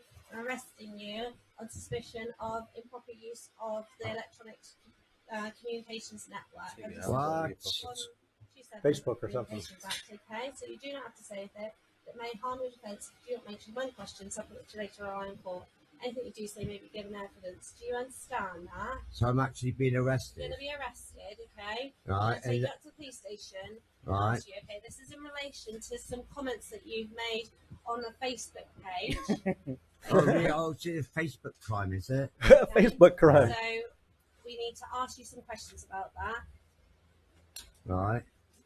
Have you got anything in your pockets? I've got my keys. No, it's made it. No, we mean your cavity pocket. Anyone who's been arrested, that's why they're putting the gloves on. Section 32 Look at him. Bend over. Right. Dangerous items. I think I'll take the woman. That guy's got too big of fingers. You said I was going to be arrested under some information. I'm going to be arrested for posting on Facebook. Some comments that are offensive, obscene, and people have made a complaint. Oh, I hurt someone's feelings. Can you tell me what this comment was? Okay, well we'll do that when we interview. All right. And so, what am I going to be locked up for the night, or? Well, hopefully not. Probably, right, do I need to take my medications with me? Yes. Sounds like an old guy. Taking all of those. When do you need to take them? Well, I've got pain medications. I've got sleeping medication. I've got anxiety medications, which I might take one of those in a bit. You know. Well, if we take everything with us, then you've got everything there, haven't you? And then we've got a nurse up there. They'll be able to. They'll be able to deny you. Come and see you, and then once you've been there, they can assess whether or not medication can be issued. All right. So what we're going to do is, if you want to pop yourself up, we're just going to search. You need the glasses. Yeah, search you. It's an old guy. My glasses. An old man. Isn't that incredible? Christ on a bike. Yeah. I think if you threaten like the life, somebody's life, or the president's life or something, then they come and get you here. You know, because you said you're going to kill Lukashenko or something like that. Because I think I've seen that on television, here before. But for something like this, they're not gonna come to your place in Belarus. They're not gonna come. They're not gonna come for that. Yeah, it's amazing. It's incredible. And yet it's freer over there than it is here. I don't know what to be at. It's unbelievable. The police. Yeah. Well, they were doing that during the lockdown as well. Yeah. Because in London they were going around getting people for social media posts. Well, they were arresting people for being outside. Yeah. Putting them in prison. Waiting for them in parks, weren't they? They were saying that. You've driven further than you're allowed to. Driven further than you're allowed to. People were driving out to parks to go for a walk and that. Outside. And they weren't allowed to go certain distance, so they were just hammering them waiting for them in parks and stuff, and saying like, "Where do you live?" Oh, that's further away from here than you're allowed to go. And but yet, it's a dictatorship here, but it's not over there. It's incredible. That's one reason why I'm just more relieved to be here. And it's like they can do anything to you over there, but I don't think they can or will do that in Belarus. So. No. Jeez. I don't know if guys know that in 2020, when the protests start here? Yeah. 20 August, right? That was the only thing, right? They tried two color revolutions. They tried a coup, and then they tried to assassinate him as well. And his whole family. Yeah. Wow. So that's why he's a bit anal about everything, right? So so they tried straight away, like doing that. And there will have been certain organisations involved in promoting and funding. Yeah, and then they catch these people, like they have voice recordings. I think there was some former military people, and they are talking that they're going to kill Lukashenko and his family and all that. And then, oh no, we were just kidding, or something. I think they recorded them in a bar or something in Russia. I think it was a Russian FSB caught these guys. And then they're constantly trying to bring weapons across from Poland. Ukraine. What, into Belarus? In Poland and Lithuania, they're training people for doing all this stuff. And they stuff. plant them. They have these places where they bury these weapons and stuff, and then they show them on the news caches. and stuff. Cache. I was going to say. It's awful. And they're training them, and like even that's because Lukashenko keeps attacking all these countries. Not really. Well, that's our running joke in every show. It's like it's constant. It's like what are they going on about? It doesn't do anything. It's like what did Lukashenko do to them or something? You know, it's like Well, stop running a country properly. He's not falling in line and that's it. obeying their orders. Yeah, it's like the WHO, and it's like who's there are a bunch of these people that sit in a room, like 10 of them or something, and say, well, we got to get the WHO to make sure that he punishes his people with the COVID stuff, and then we have to. And then Juanita Guaido, who's in Lithuania, what's her name again? Svetlana Tikhanovskaya. Yeah, in her last post, besides making her opposition leader for life, she also said that when she comes here and becomes president, she's going to bring all the LGBT stuff and the woke stuff here. And so I think she wanted to get rid of the real Orthodox Church and bring in the one that was started by with Poroshenko and Pompeo from the CIA. So that's a CIA Orthodox Church. I sometimes wonder, the people who are totally on board with the woke movement. I wonder how many of them, or what percentage, actually know that it's Marxism. There's a communist agenda at play. They don't. No. But I mean, if you do a bit of research, you can see the heritage and the Frankfurt School. Yeah, but that's too hard for most people to do a bit of research. But they like just being spoon-fed by the BBC and places like that. I'm even getting confused about, like, say, communism, or actually you could say we're a socialist country here. I mean, and I think it's Australia's a socialist country, right? What? UK's a socialist country. Yeah. See, that's what I'm getting at. When you have these socialist programs, and I guess you're a socialist for one degree or another. So where is it? How many programs you have to have before you say they're socialist and they're bad, and even communism, like you have Jackson Hinkle, who says, I think he's a communist. Yeah, that surprised me recently. Yeah, and he's been saying that, and he's no dummy. So I'm wondering, what is he saying? I mean, did I miss something? And because what we were told when we were growing up, how bad communism is, this and that, and then like a dictatorship sort of thing. And I'm sort of wondering, I thought I knew what it was maybe back then, and now I'm completely lost. I mean, a lot of these rabble rousers should do their research and reading, because they'd learn that when the revolution is achieved, when they get their goal, the vanguard is always eliminated. And the reason is because once they have power, they don't want these people destabilizing their regime, so they're liquidated. Like revolutionists eat them. Revolutions eat themselves. Wow, interesting. Okay, last video, von der Leyen. Miss Genocide. Yeah, I had to put other videos up there, but I don't know. But van der Leyen, I didn't even list her, did I? But yeah, definitely got to show this one. Yeah. So what's she saying here? Oh, this is one where I think this was when was this? 2023. She's basically saying that Russia is the one that dropped the nuclear bomb on Japan. You brought us to your hometown of Hiroshima. Place where you have your roots and which has deeply shaped your life and leadership. Many of your relatives lost their life when the atomic bomb razed Hiroshima to the ground. You have grown up with the stories of the survivors, and you wanted us to listen to the same stories, to face the past and learn something about the future.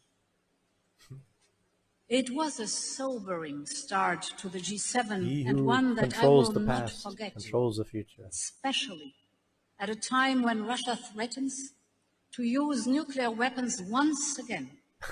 It is heinous. Once again. It is Once dangerous. again. And in the shadow of Hiroshima, it is unforgivable. No one is better poised than Japan to warn us of the extreme danger and of this recklessness. Right from the beginning of this war, Japan's position was clear. Isn't that incredible? Yeah. Okay, anyway, that's it. So thanks, Cool. everybody. Thanks for Thank Rolf in the chat and Indy in the chat doing the moderating as we need. Yeah. And you guys. Thank you. Thanks for coming in. Thanks for having us. So tomorrow we'll go and do some stuff. Yeah, that'd be great. Thank you. Yeah. I've got to go and get the dog clean Yeah. first, wash the Cool. spa, and then... yeah. I have to go to Baranovici and bring cats, for one thing. Yeah, that's exciting. Yeah. Oh, really? Travel with cats. Yeah. Okay, everybody, thanks for tuning in. Share it, love it, and we'll be back on... What's today? Wednesday. We'll be back on Sunday. No, we won't be back on Sunday. Oh, that's right. Duke's going to Germany, so no show on Wednesday, Or Sunday or Wednesday. Sunday or Wednesday, Next yeah. two, yeah. So we're off. So thanks for tuning in. Subscribe and share the video, and we're out of here. Goodbye. Bye. Goodbye, guys. Bye-bye.